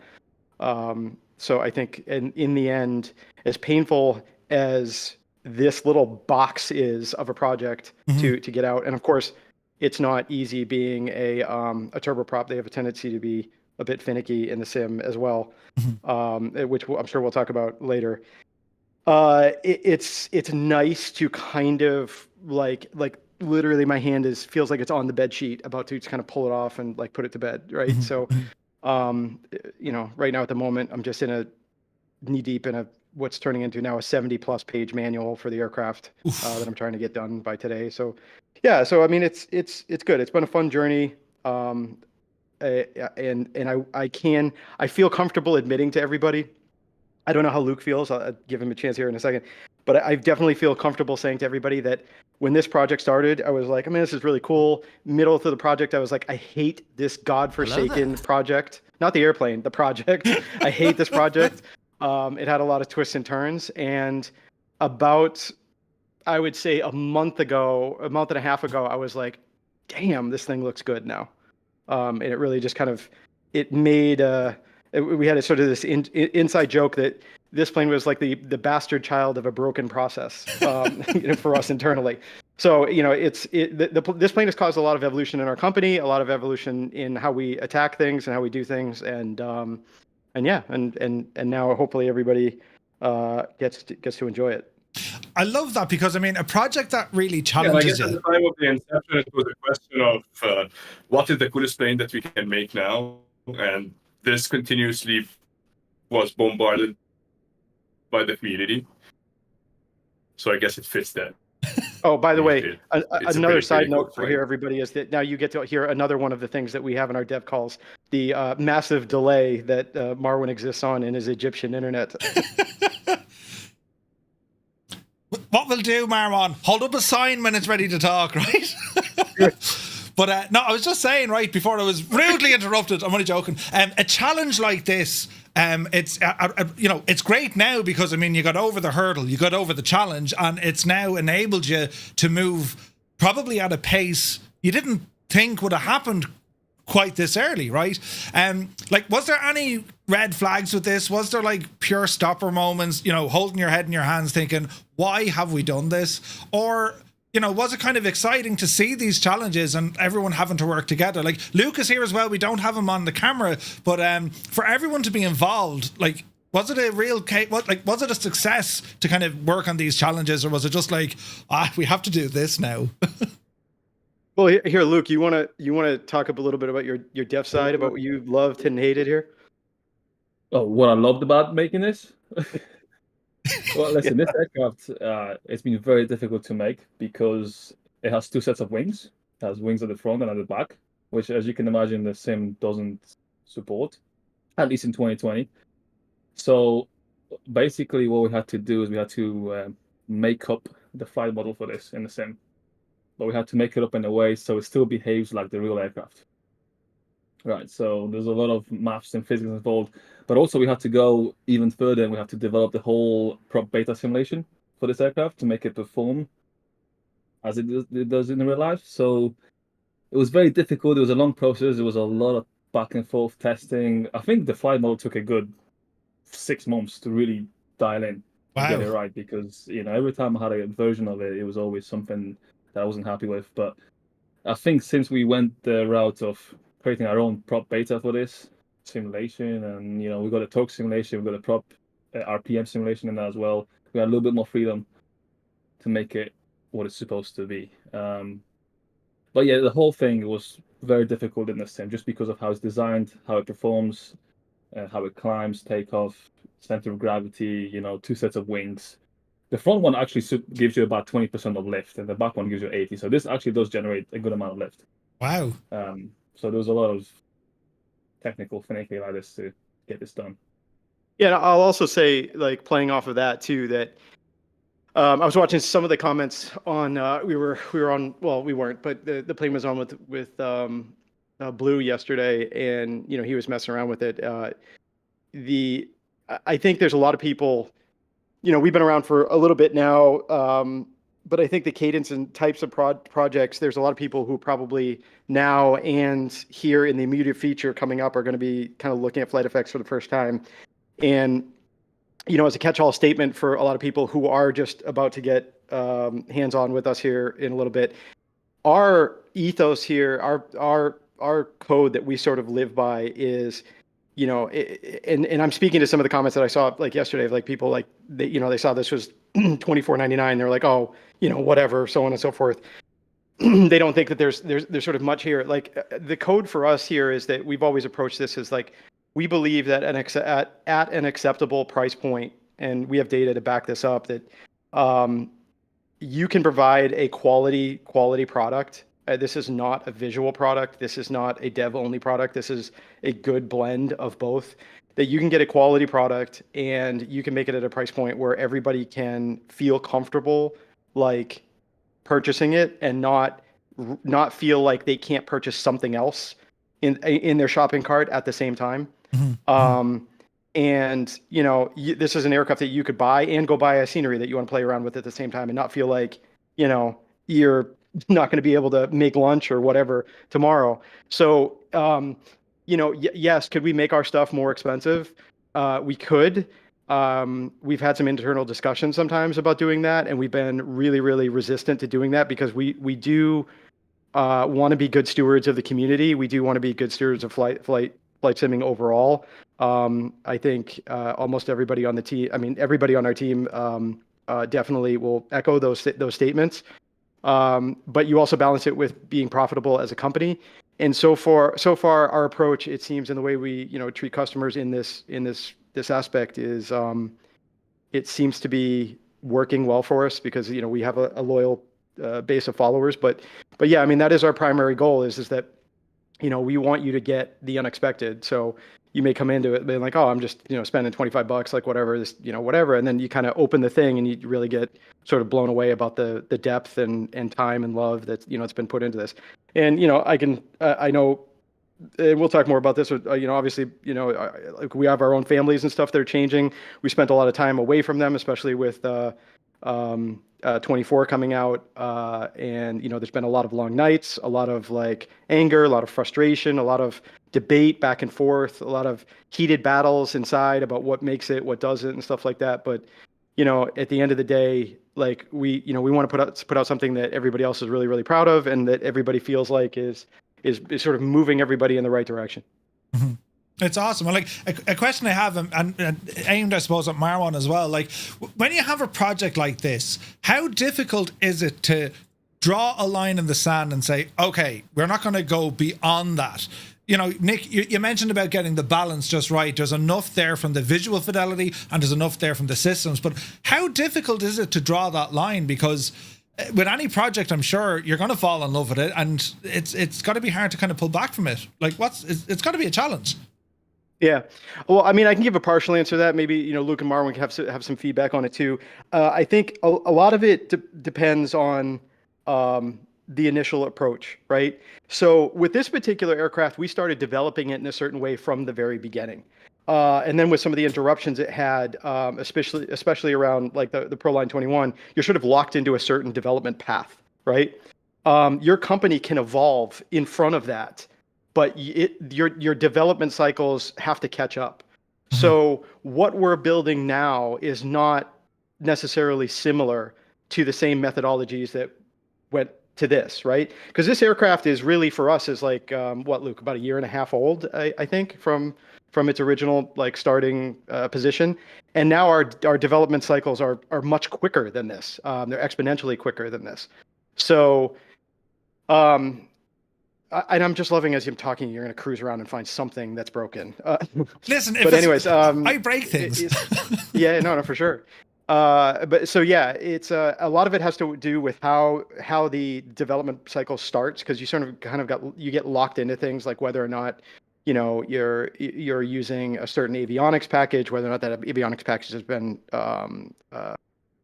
updated, and now do you have to go back and rebuild everything? How did you start doing the flight model? Are you using WASM? Are you not using WASM? You know, there's all of these things that the average person just has no idea, like, how these decisions are sort of formed behind the scenes. So and there's been times when like, internal team members are like, hey, why can't we just add this module to the avionics system?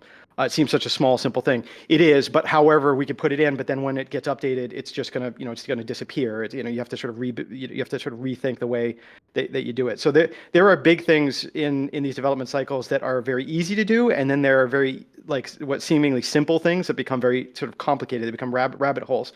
So when you're setting that sort of price point, you're setting that expectations, like our benchmark has always been to be like, hey, we want to get you like 95% of the way there, like everything that reasonably the sim can support and do. And occasionally there's going to be some things that, like I'll just to be honest with you, is you got to, for the overall health of your company, you have to put it out on sale and say like, listen, if this thing is really, really well received, we can always go back and update it, right? We're very cognizant of like our community's like needs and wants, and when they get a product, like, if they need things fixed, we always take a look at all of them, and it's sometimes to our own detriment. Like everything that comes in, all this like feedback, it all gets processed, it all gets logged, and then we make like hard decisions on whether or not it's worth it to do something. I mean, there's stuff that was on the Vision Jet that we fretted over like doing, and they were like, what, screw it, we'll just like back off, let's just see what happens, and nobody said anything about it at all, like just never brought it up. Wow. And you're like, wow, good, because it would have cost us an extra 3 weeks just to kind of do that.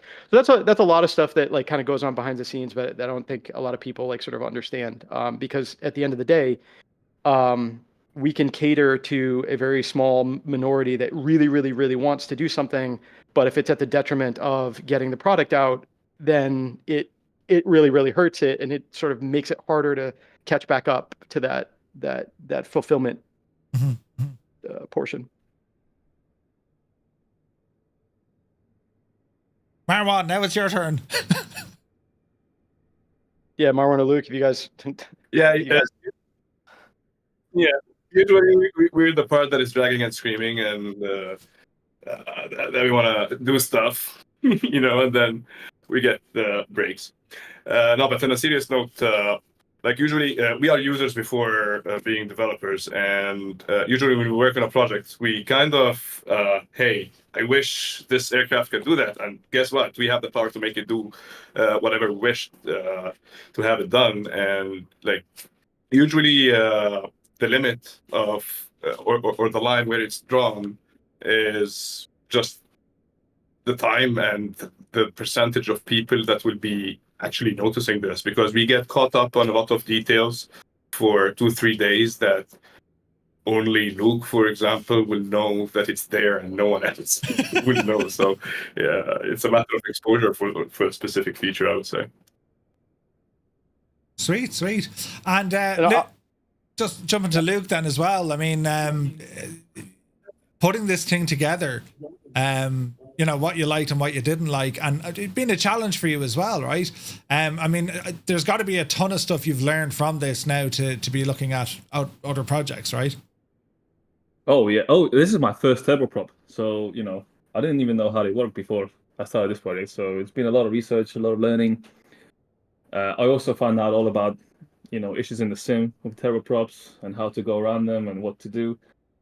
But yeah, it was a difficult project, to be honest. It wasn't the easiest.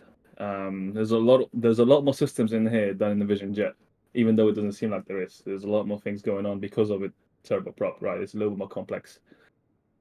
But yeah, it's in terms of what features we add and we remove. It's, you know, usually what happens is we make a list, all right, of things we want to do. We like, okay, can we make it? Can we not make it? We take them out, but in the end, we get everything done. Even if it's worth it or not, we just get everything done. Even if most people don't know they're there, most of them, you know, they're there.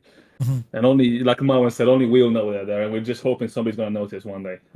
So it's nuts. Well, I suppose, lads, we need to have a look at, well, what's on offer here. I mean, visually, we can see this thing is stunning. It is beautiful, and it's such an interesting aircraft as well. I mean, the modeling here with the shape of the fuselage, the double wings, of course, the engines. I mean, this thing just looks the part. But, you know, a price point of $25 and a release date, I think we read earlier on, is tomorrow, right? Yeah, it's tomorrow. So, well, what are we getting? How do we entice folks to say, right, this needs to be on your shopping list? Your virtual hangar is empty until it gets this. Where do we start? Well, I think the first place that we should start, which I think is really one of the most important things that I don't think anybody sort of paid attention to, is that, and again, this goes back to speaking to what we were talking about earlier with how we view the community, is the first thing we wanted to do is, knowing once everything kind of got crazy with this flip to 24 and not necessarily knowing where our audience was, the biggest decision that we made is that we wanted to make sure that people felt comfortable buying it in 2020. Now, we were aware that there are some people that have deleted 2020 and moved on to 2024. And, you know, once that marketplace comes in for 24, you'll be fine. You know, I don't think we're going to have to wait much longer, would be my guess. But the big decision that we made, and I also wanted to bring a little bit of clarity to it, because I think we need to update the policy because it was written before the actual sim launched, was that anybody who purchases this aircraft in 2020 will automatically be entitled to the free upgrade for 2024. Nice. And we could talk a little bit, I'm sure it's been discussed ad nauseum now, but I think people are kind of starting to understand the difference between a 2020 aircraft, an aircraft that's been ported over to 2024, and a native 2024 built aircraft. But the bottom line is that if you buy this in 2020, and the clarity that I think is needed here is that if you buy this in 2020, once the marketplace goes live for 2024, you will have 6 months to upgrade this to the 2024 built version for free. After that, we will probably look at instituting some sort of charge, and eventually, as the audience migrates fully over to 24, that'll probably change. Well, that probably will change. It'll be a little bit fluid, and we'll, you know, whatever. But at this moment, that's the target date we're setting. So if anybody wants to buy this and they're worried that they don't want to buy things twice or whatever, we don't think that you should need to as well. So yeah, I mean, that's the plan. So I think that's one of the biggest things that everybody should know. We wanted to put that in just to make sure everybody felt comfortable and didn't feel pressure to kind of, pick and choose. Once the marketplace comes online, that's when the clock starts ticking. And I think that's the part that sort of needs a little bit of clarity now, just because when we made that policy, we just assumed that the marketplace was going to come online with 2024, which obviously it didn't. We estimate that it'll probably take us a couple of weeks just of uninterrupted time to flip this to 24. We've gotten kind of good at it from some of the stuff that we were doing before. Modularity is a big thing now for 2024 products. I don't know how much that's been, well, we've been stuck here in our little ostrich hole, but I don't know how much that's been discussed. That's one of the big things that sort of needs to be dealt with, the LOD system. And, you have your walkarounds and stuff like that. All of that said, we've done a lot of testing in our builds, just putting it into 2024 to see how it works as a port over. There's some minor quirks. There's some things with like lighting and stuff like that that obviously wouldn't pass muster for us. But I mean, I think at this point, Luke, you can tell me if I'm wrong, but I think at this point we're on par with how the Vision Jet sort of behaves in 24, right?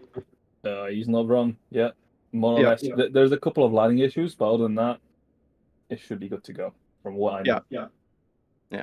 So it's from what the user will understand when they get to 2024 is really they're going to see a lot of the same thing. You're just going to start outside. You're going to have all of the little things that you can pluck off and, in your walk around. There'll be, you'll notice that it looks better in lighting situations and stuff like that. But, our guys do a really good job with all of the modeling aspect and stuff like that. So you'll expect things like improvements and stuff like that comes along with the 2024 engine and the modularity builds and all of that.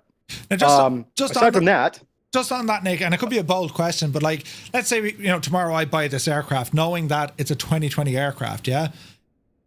If I was compelled to try this in 24, I mean, is that possible? Knowing that it's a 2020 aircraft, and yes, there might be a couple of issues, but if I just want to say, hey, I want to fly this in 2024, is that vehicle possible, or is it a marketplace thing? No, so it is a marketplace thing. But my assumption, and I'm going to sound like an idiot here because there's only so much time in the day, and we've been knee deep in this. But when you buy in the 2020 marketplace, your content shows up in 2024 now. I just haven't had a chance to test everybody else's, but I mean that's what I think everybody with the Vision Jet was saying. And Luke, you correct me if I'm wrong. But I think you just have to click I forget what the exact setting is, the menu is, but to allow your 2020 content to be there. How long it takes to show up? I've heard some people say that it's like instant. Some people say they have to restart it a couple times and it shows up. But I'm sure the chat will actually know the answer to this better than I do. Yeah, I think it's just a matter, you have to, when it appears, and for me, other add-ons could take like 6 days, 7 days, but then you can activate it and then it should be there. So fingers crossed. It's just if anyone who only has 24 and they're like, chomping at the bit to get flying this thing, well, there might be an avenue for you there. But bearing in mind, lads, this is a 2020 release with a 2024 update scheduled thereafter. So it just looks so freaking good. It's like, no, I want to fly it now. So, yeah, so great info on that for where the release is going to be, and also that modular thing. Yeah, we've chatted about before. Rel gave us a great kind of intro on all these different things. I mean, you have the choice as being a developer what modules you want to work, right? I mean, do you want to walk around? Do you want it to be in missions? And then it depends on what sort of time that's available for folks. But it's great to know how we can get access to the add-on. So that's great news there. In terms of the features of this aircraft, right, is there anything particularly proud? I mean, we know it's challenged not only the guys you have working there, Nick, but it's challenged FlightFX. I mean, you've mentioned that, the company has grown, you've taken on people, you've had the sleepless nights, but is there anything from all of that you're particularly proud about this project? Well, actually, I'm going to let Luke talk a little bit about some of the dev stuff, because he's you don't necessarily see a lot of that stuff. So I want to give him some space here to talk a little bit about some of the dev things that he's done. And then I'll circle back in and cover some of the some of the other features and stuff in there. But Luke, why don't you take that one? Yeah, I mean, so I think I mentioned before we built the whole prop beta simulation for this aircraft from ground up. Mm-hmm. And the reason why we did that was because in the sim we just weren't able to get the right performance numbers using the simulation. So we had to go override the prop beta, and we had to start a lot of testing to try and get it to climb properly, to cruise properly, take off more or less at the right numbers. So you know what, the best thing I probably, I would say about this aircraft that I would be proud of is the flight model. I think it's within a couple of knots of the real aircraft. Nice. And that's all because we decided to go with that, prop beta route, and we obviously simulated the RPM as well. We simulated the torque. Got some auto feather stuff done. Yeah, that's right. We got auto feather working correctly, I hope. I don't know if you've tested it already, but it should be spot on. But yeah, for me, the flight model is one of the highlights in this one. The avionics, which is the Proline 21, based on working title, similar to what we've seen in CJ4, but we did a couple of changes to that. So we rebuilt the PFD, MFD to make it look like the version that the Piaggio has. The FMC is more or less the same, but we did rebuild the performance calculator to make sure that it matches this aircraft in, the weights, the speeds, takeoff, landing, approach, that kind of stuff. But yeah, the flight model and the engine model, I think I'd say that's the highlight for me for this aircraft from the dev side. Sweet. And I think one of the other things that we're proud of is that we put a lot of effort into.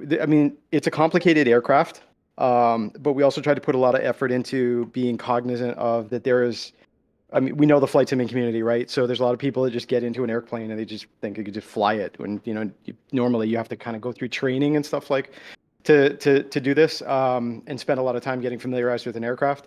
So we tried to put some features and things like that into the aircraft that are optional, that can allow a more casual user to kind of get in and enjoy it, and reduce pilot workload a little bit. So I think there's some nice things there. Obviously, there's from a visual standpoint, there's a lot to look at.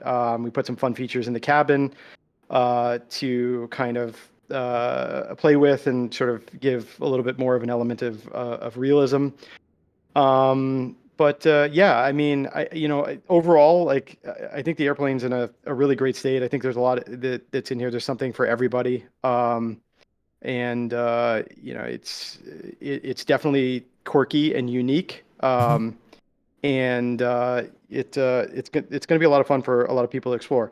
Also know that there'll be a learning curve, right? You have to get especially if you're not used to a turboprop aircraft.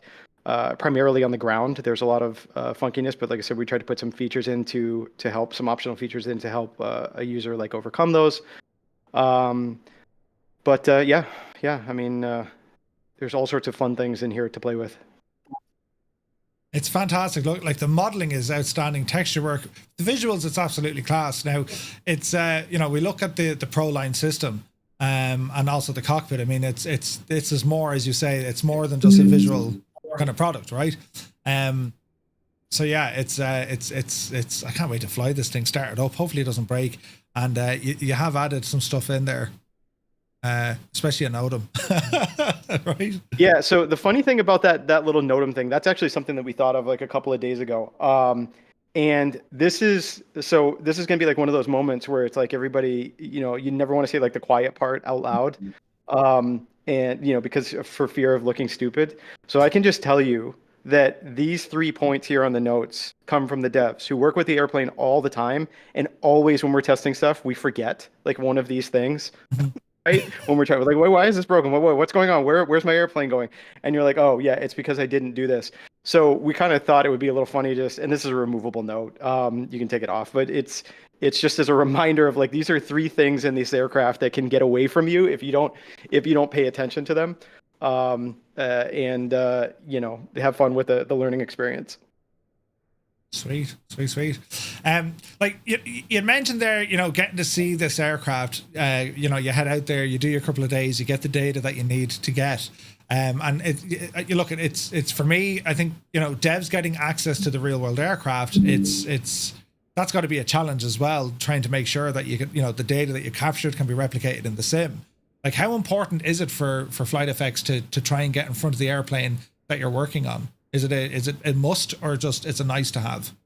No, for most of the time, 9 times out of 10, it's a must for us. We try not to do stuff we try not to get involved at all with stuff that we don't have hands-on experience with, because it's super important, because otherwise I don't think we're being sort of true to the real life counterpart. And we really, really, really, really, really want an actual pilot to be like, yeah, this is like, I understand that there's some limitations, right? Whatever like that conversation is, but we want them to sort of be proud of this, like as if it was their own project. That's like a really, really big deal for us. And obviously getting correct sounds, giving a chance to have the devs get some hands-on feedback. I mean, I don't think a lot of people even realize this, but just to give some context, like when we work on an aircraft, it's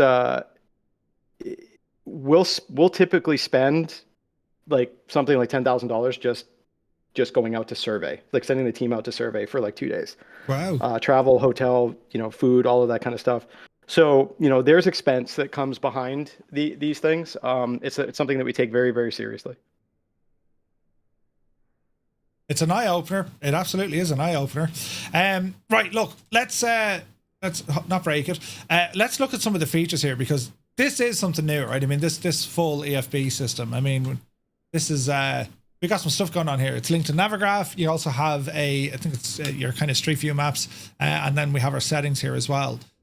What was the thought process behind this? I mean, we got plenty of settings, as in there's your state saving, right? So you're cold and dark, ready to taxi, ready for takeoff. Your external stuff, covers, instrument covers, engine covers, the doors. Then you kind of went a little bit further along because you've cabin configuration, executive, add in some clutter. And then you have like food service, different types of luggage. Your engine health is here. So now you can see there's consequence. And then you have this realism mode as well, and your active noise reduction for your headphones. Like this is something new for you guys as well, at least presented in this way, right? Yeah, there's definitely been a reskin of the old VAM system. Mm-hmm. And for users that come over from the VisionJet, you'll recognize a lot of the stuff that's there. Mm-hmm. There's also some new additions. Some of the cabin clutter stuff we can play with like shortly. The engine damage is another thing. The automatic steering mode, which we can talk about in a second. And then of course there's the always present and like often asked for, and we never realized how much it was going to be appreciated, active noise reduction system that we put like into the VisionJet has also made its way over here into this aircraft as well. Flipping through it, we already saw a lot of the chocks, instrument covers, engine covers and stuff that were outside. The luggage door obviously operates the luggage door that's out in the back. The main door is obviously that's a door right behind you. The cabin config, executive, and clutter, both of those things, it's not an either or thing. Both of those things can exist at the same time.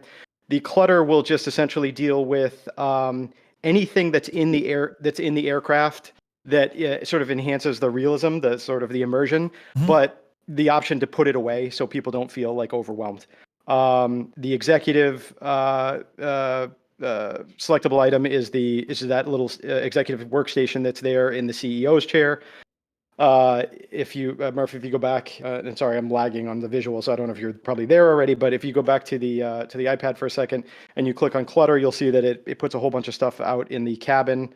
And you can see like there's like pillows and like magazines and stuff like that.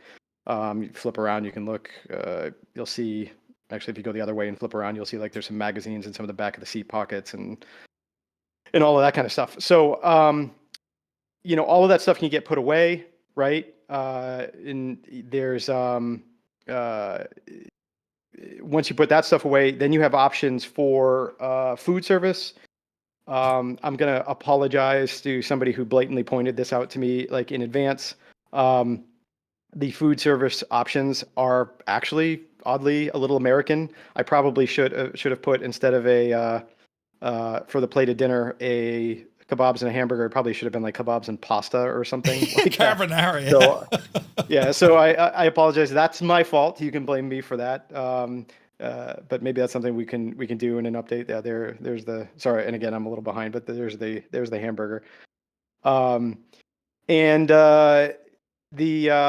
Aside from those things, let's see what else is on there.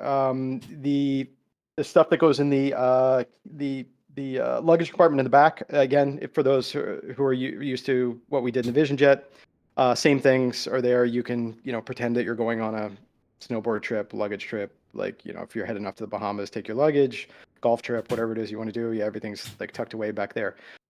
Then we have the active noise reduction. We have, and actually, let's talk about this briefly, and then we can play with some of the cabin clutter items that are hidden away, the Easter eggs.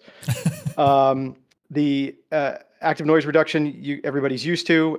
It will still give you your important warnings and all of that kind of stuff. It just sort of turns down the engine noise and makes it feel a bit more like you're listening through real headphones. And then the automatic steering mode and the disable engine damage. These are probably two of the most important things on the aircraft for people that are not hardcore pilots or not intimately familiar with turbine operations. The real world aircraft, well, here, I'll talk about active steering mode.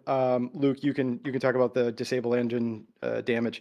The active steering mode, this aircraft has two unique, it's a very unique thing to this aircraft. It exists in real life. And if you can just show the yoke real quick, I'll tie this in. But the aircraft has two unique steering modes, all right? And they're both run by the hydraulic system.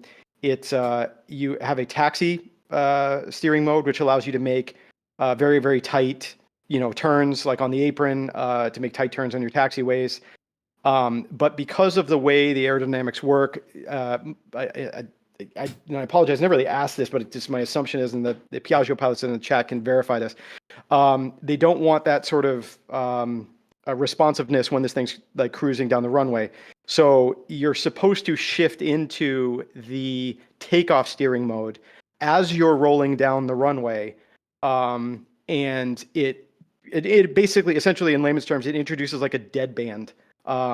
So if you jam your left or right rudder, you're not like, doing a donut or flipping the plane over. I think it breaks it down to, it's like, I think it was like an 8-degree steering or something like that. Don't quote me on that.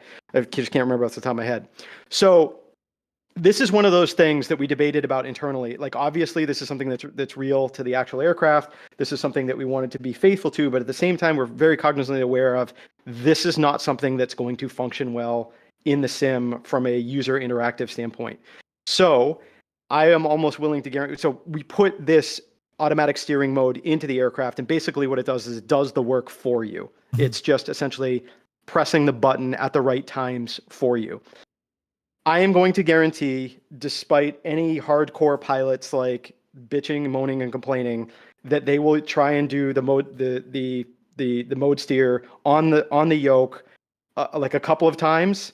And then it'd be like, yeah. And then they'll just switch on the automatic steering mode, just because it's just, in real life, you can feel things, you can touch things, your hand is on the yoke. In the sim, that's not the case. So I mean, this is one of those things that we have to bridge that gap and cross that bridge. So we tried to give the options for both. Luke, if you want to talk about the just to jump ahead of Luke just for a second. So like anyone who flies tail draggers, that's your similarity. That's your tail wheel lock. Effectively, I mean, that's what it's doing, right? It numbs out what that axis can do.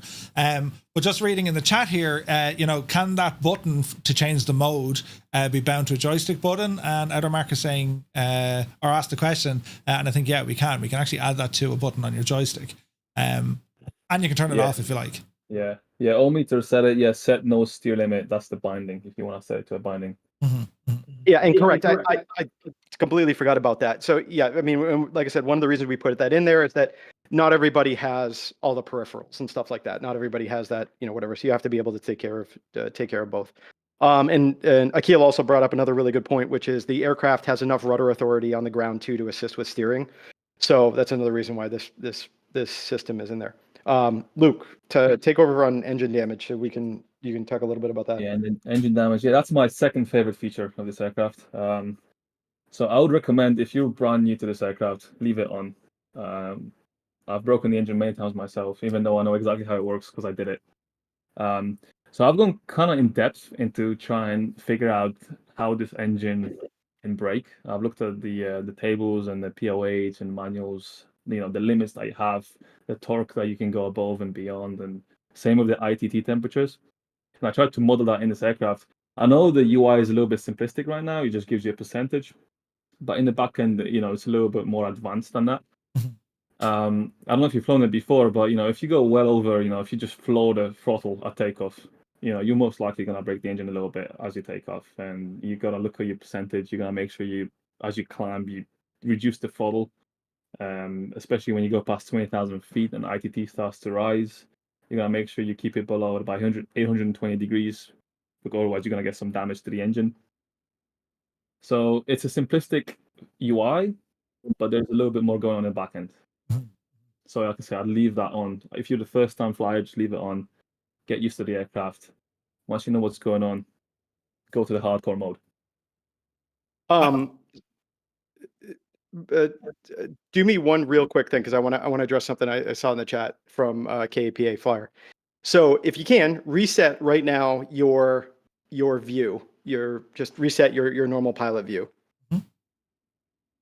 And I got to wait for my feed to catch up, which I'm sure. Yeah, there you go. All right. So, well, unfortunately, Murph, your picture in picture is right where what I wanted to show. But hang on, look. There we go. So it's KAPA Flyer, right? So I totally understand this question about, I'd love to have a click spot for noise canceling. So you can see, you actually here at the moment have sort of the best of both worlds. Your click spot is actually in view right now at this moment. It's right there on the iPad in your normal view. Yes, you can hide the iPad and it can go away, but that essentially is a click spot to us. So I hope that kind of answers that question. Sweet. Jesus, as soon as I turned off my camera, the viewer number went up. Oh, yeah. Right. I'm mad to well, not break it, but I'm mad to kind of get an experience of the sounds. I mean, as you said, Nick, you had access to the aircraft, you got the sounds. Is there a limit on the sounds? Like, is there anything that you just couldn't bring in, like button switches? Like, how deep do you guys go, or how deep can you go when it goes to capturing the sound of the aircraft? Oh, so here, this happens on every single sim. There's a moment, not sim, every single stream. There is a moment where I have to praise and honor the great Boris and make his head explode, because I know he loves it when we talk about him. So yeah, no, it's we got pretty much everything we needed. There may be one or two sounds in the Pro line that aren't there, is my hunch. I can't remember if they're not, but the vast majority of everything that we got is, I think, should check everybody's boxes. We got mechanicals. There's a lot of like really, really cool custom noises that are in this. One of them I actually had a love-hate experience with that I think is really, really cool. So if anybody has an iPhone and they turn the sound on it, there's this amazing sensation that you have when you're texting somebody and you feel the haptic click and the tick, tick, tick, tick, tick, when you, like, sounds like you're hitting chiclets, or whenever you type to somebody. Yeah. An experience for those of you who always keep your phone on mute. But anyways, this aircraft has something very similar to that in its trim wheel. So it sounds a lot like a woodpecker or like a duck slamming its face like into a tree, like over and over and over again. So when you'll hit the trim switch and it goes tick, tick, tick, tick, tick, tick, tick, tick, like as it goes up, it's very, very satisfying. However, when we were building it, this is just a funny story. Is like we were building it, we forgot to realize that the autopilot in the sim actually is making like thousands of micro adjustments all the time, even though you don't necessarily see it. So when we threw the plane into autopilot, it was constantly quacking away, and we could, it was just sort of a funny like story. I mean, obviously it's fixed. It doesn't do it, but yeah, so that's a very satisfying experience.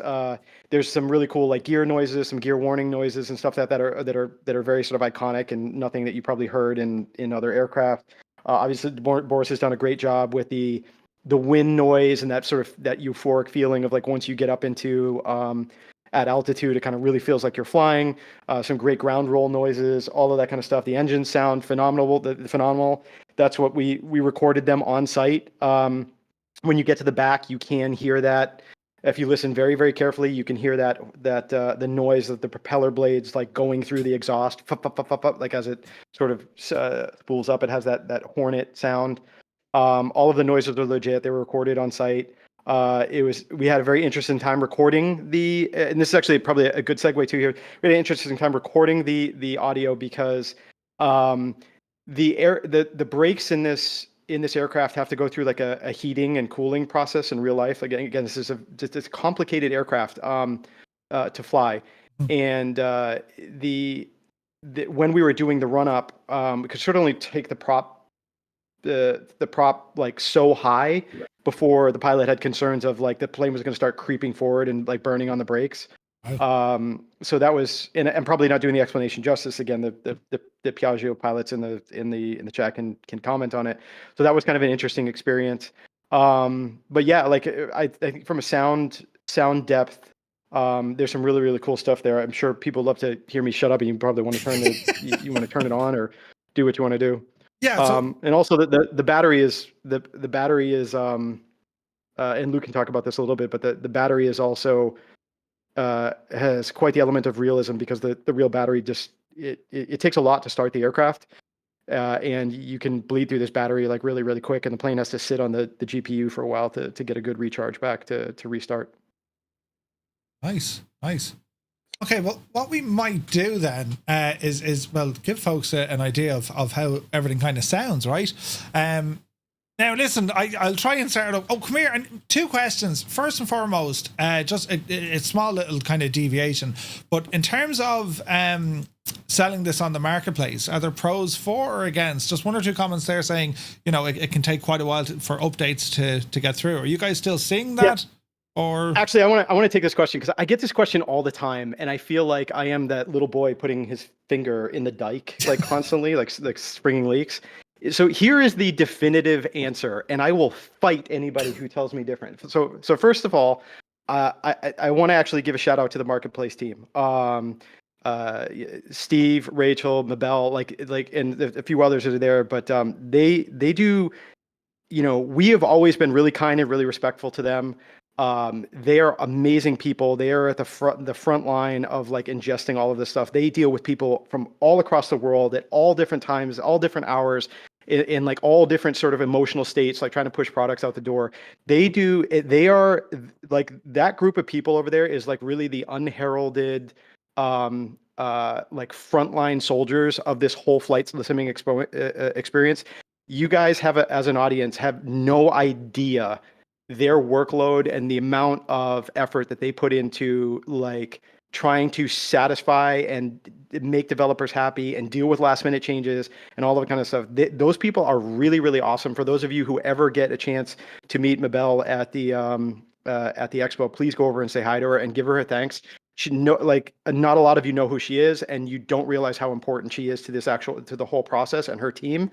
They do amazing work. All of that said, the stuff around the marketplace is sort of just refuses to die for the most part. Like in the beginning, there was some like initial like wait times and stuff like that, where how they were processing and how they were dealing with stuff as it was being ingested. But that was like cured like very, very early on. I can push an update to the marketplace and it goes out like within a couple of days. If people are still experiencing that, a lot of that could be back on the developers. A lot of that could be like just things are just not being effectively communicated back and forth.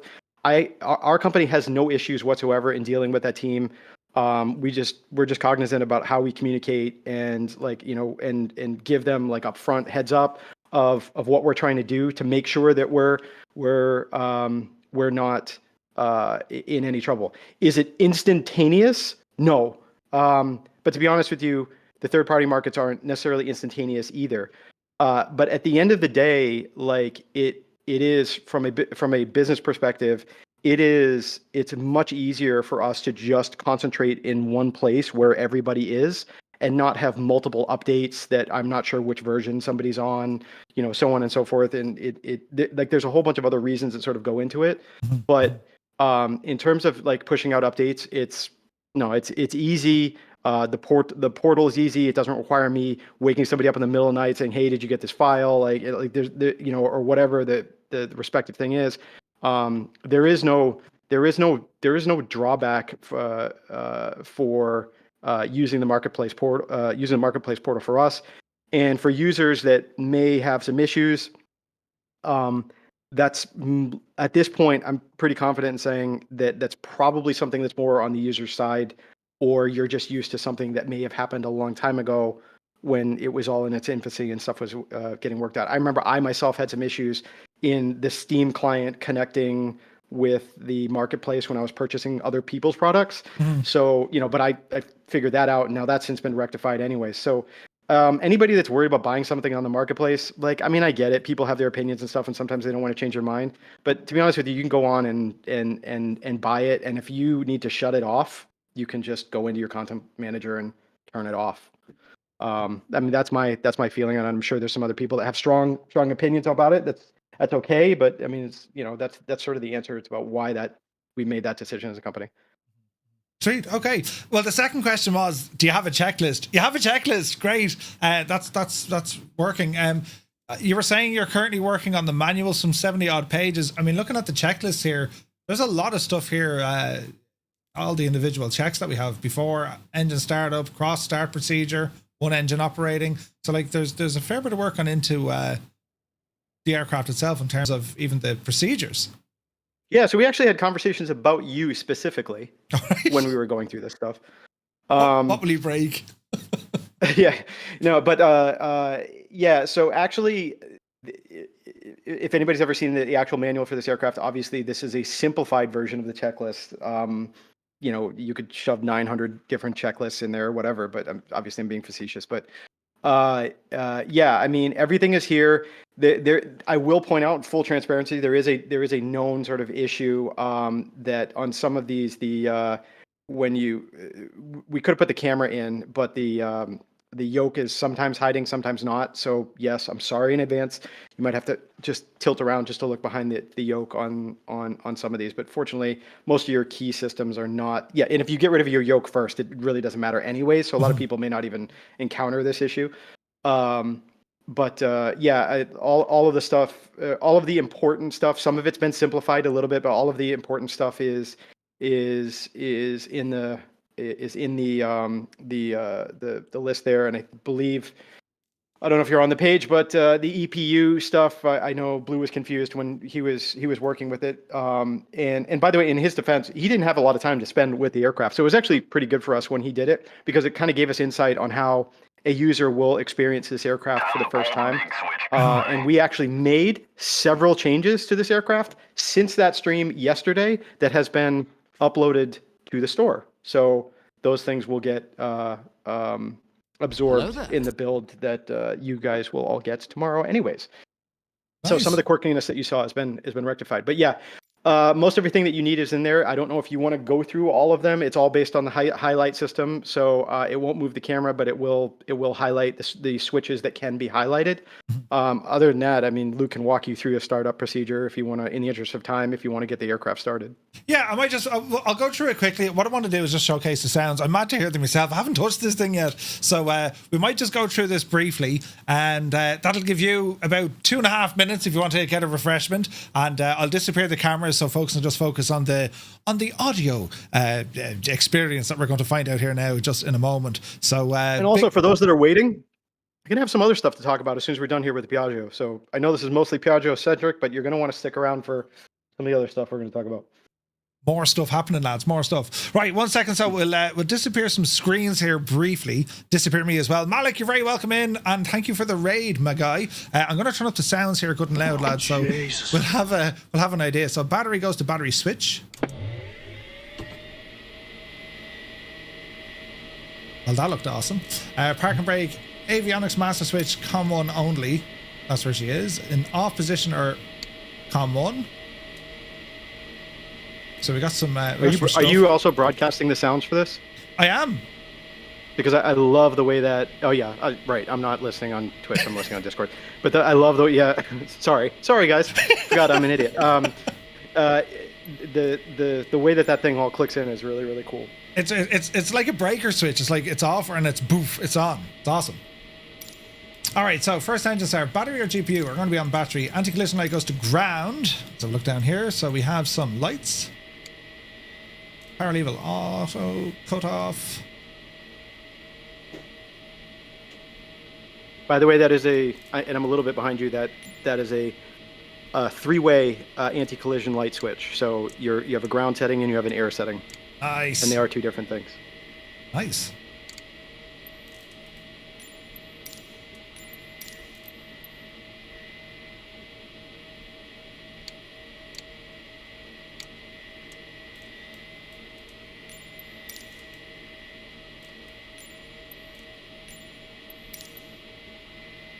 Right, the sounds, lads.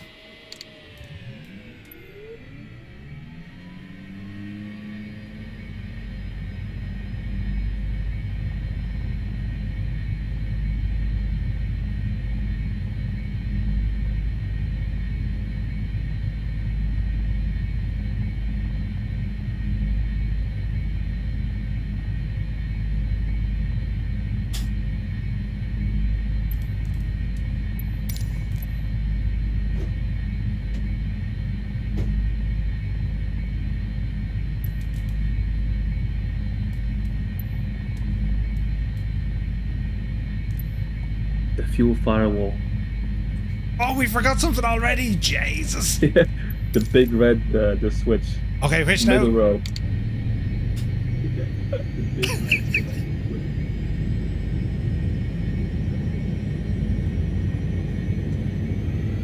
Oh, Jesus.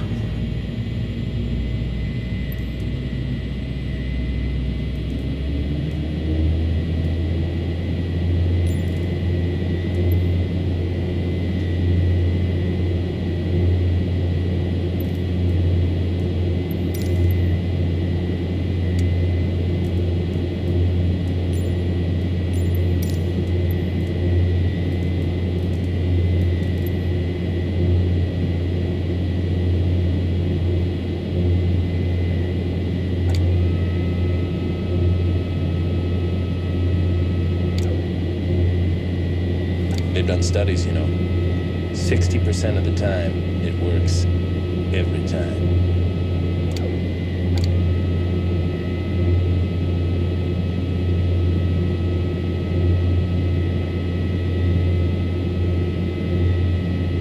That little magic switch, that hydraulic switch, is going to cause a lot of pain and suffering. It sounds so good. A lot of people. If you forget to turn that on.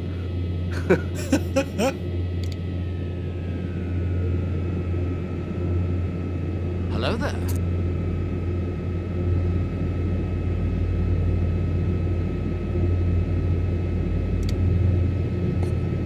The red switch. I got it.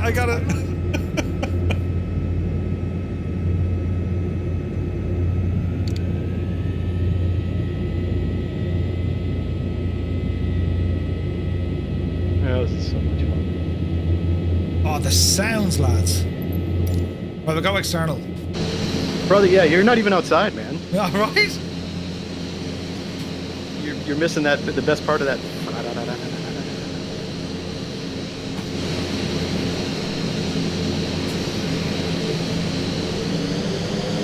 Also, I don't think you shut it off.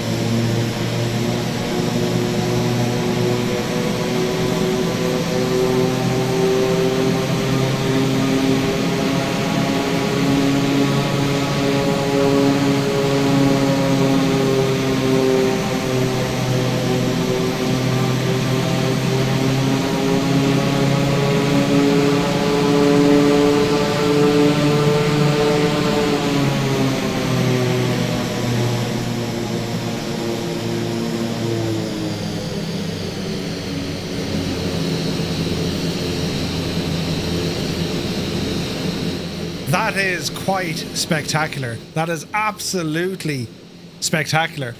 We'll bring the guys back in. That's just absolutely insane, those sounds. And a quick demo as well, just noise active reduction. Small click of a button, yeah. Oh lads. Sounds beautiful. In terms of all the other switches, like, we're not going to delve too much. I want folks to be able to explore this themselves. Hopefully there's enough in this they already know just now by getting this kind of a you know, just a preview of how everything kind of works together. The sounds, the systems. I mean, there's so much going on here. The Proline system. Can you hit the trim switch? Hit the trim switch. Yeah, I'm sure you have it bound, right? As in just trim up, trim down. Yep. Or is there an electronic trim I need to turn on? There is a trim. If you have your trim bound, it'll work. But if not, you can just hit it. It's right there on the yoke. Nose down, nose up. Interesting.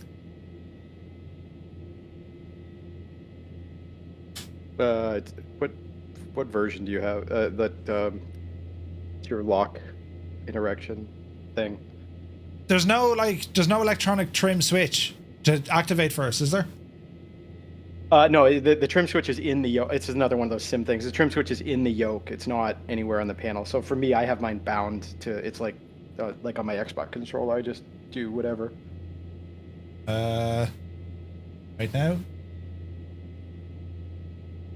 Yeah, that's pretty strange. Okay, we shan't worry about it. That's probably on my side.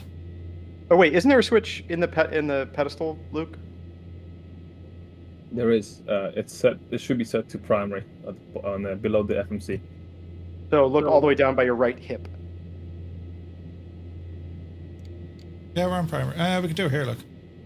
Way in the back. Yeah, it's in a very unfortunate place for simmers.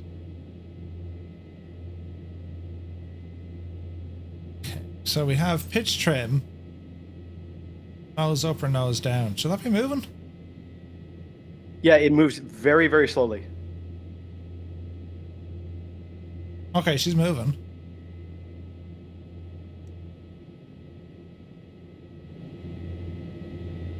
Yeah. All right. Well, I mean, I know it works for when it's bound, so it just like that's the really quick, cool like duck noise thing that it makes.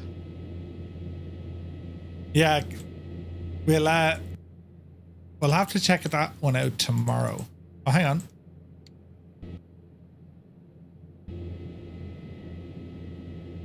Yeah, no response, but trims just doesn't seem to be working, which is weird. But we won't worry. We won't get bogged down.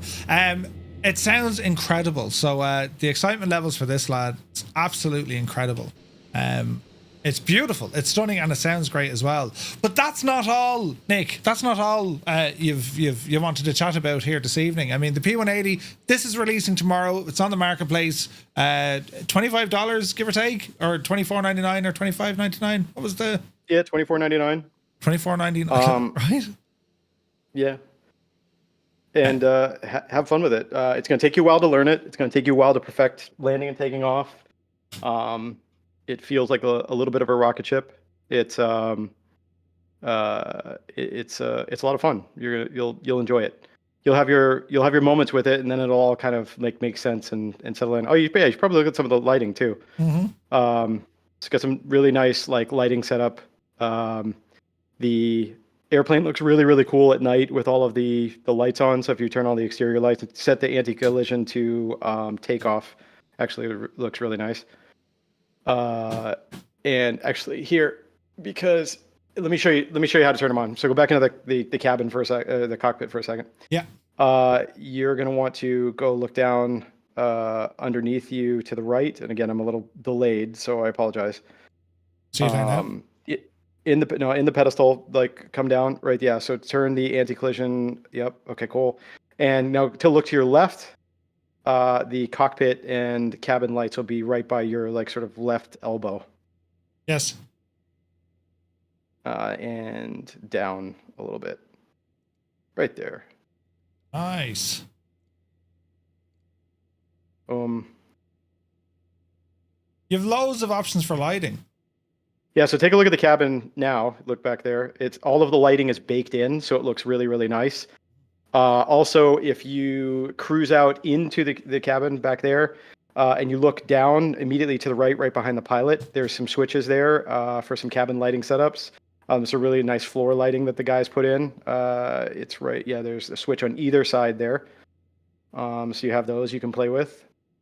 Nice. Right.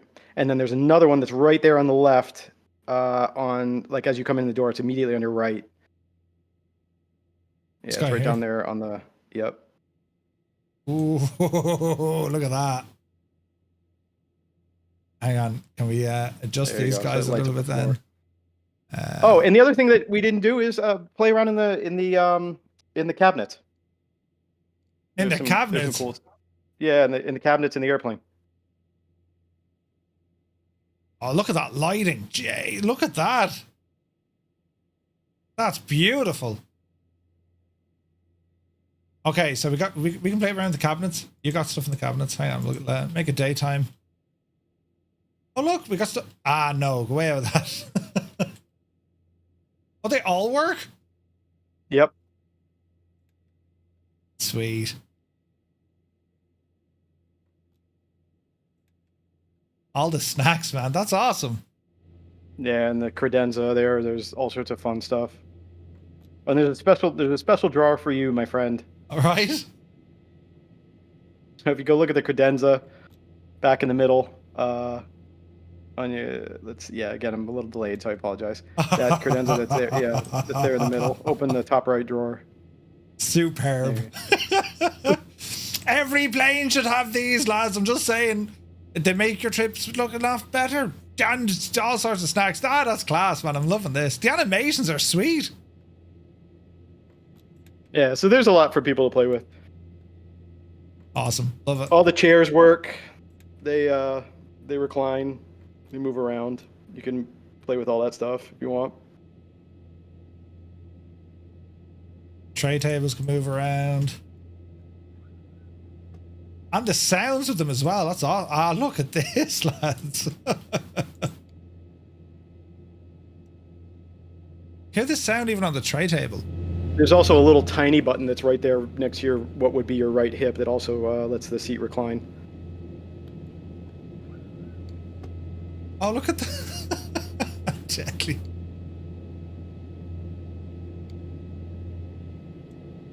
Even the armrest has to drop down for that. That's awesome. Yeah, so there you go.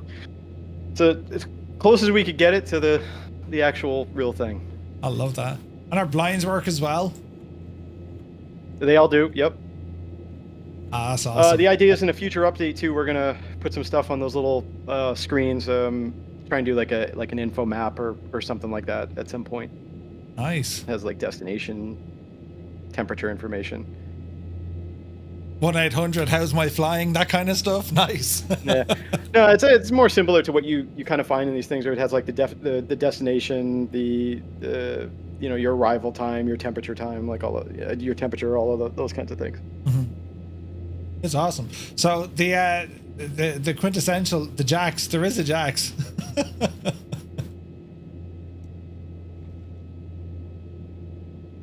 I swear, on one of these, we're gonna record the sound of the toilet flushing and put it in for everybody.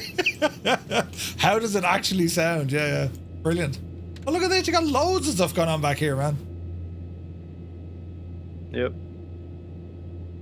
We did have a body bag in it as a fun joke at one point. I was gonna say the inspiration for the clothing, clearly Marwan. I mean, that was just yeah, that's right out of Marwan's closet. Yeah, and the seat headrests, they go up and down too. So yeah, do we want to talk real quick about some CL35 stuff? So yes, let us talk about CL35 stuff. Man, that's absolutely awesome. I'm loving that. Right, we'll pause this. So you're working not on just this project. I mean, you've other stuff on the go, which is terribly exciting. So you have the CL35, and I have some pictures here. Yeah, and I think actually they may have uploaded some new ones too while you're in stream. So don't feel bashful about going into the G Drive too while you're in here. But yeah, so some of this a lot of people have seen, but for those who aren't in our Discord channel or haven't seen it on the news, we're working on the CL35 and the 3500. These are in-game shots. So this is probably a good time to explain what's going on with our overall conveyor belt here. So we have different teams working on different projects. So once the P180 clears out, the cadence of projects becomes less dependent on each other, if that makes any sense. We still have some shared responsibilities that are going on right now with these ones that are going out the door here. And then once that happens, the dev team's probably going to set up like different work streams. So the cadence of projects won't necessarily be tethered to the others, right? So it's like something being tied up by something else. That's the idea. Anyways, obviously those things can change. It's fluid. So the CL35 right now at this moment is in a process that we call assembly. So it's all of the 3D work for the most part has been done. Now it's going into like its texturing phase and its assembly inside of the SDK. So you're seeing some shots here. Again, this is all completely work in progress. A lot of stuff gets updated and changed, like as it goes through the assembly process. So the way we work now is everything gets built by the 3D team. The rigging, the animation, the modeling, all of that gets done. Then it shifts into a texturing phase, and that sort of overlaps a little bit with the assembly phase. So you start to get a picture of the overall quality before the aircraft is done. And once it starts to come into the assembly phase inside the SDK, then the dev team starts to get their hands on it. So for Luke on this call specifically, he's going to transition into this product pretty soon here. And there's a lot of people will have some questions. It's a Proline 21 Advance that's in this aircraft.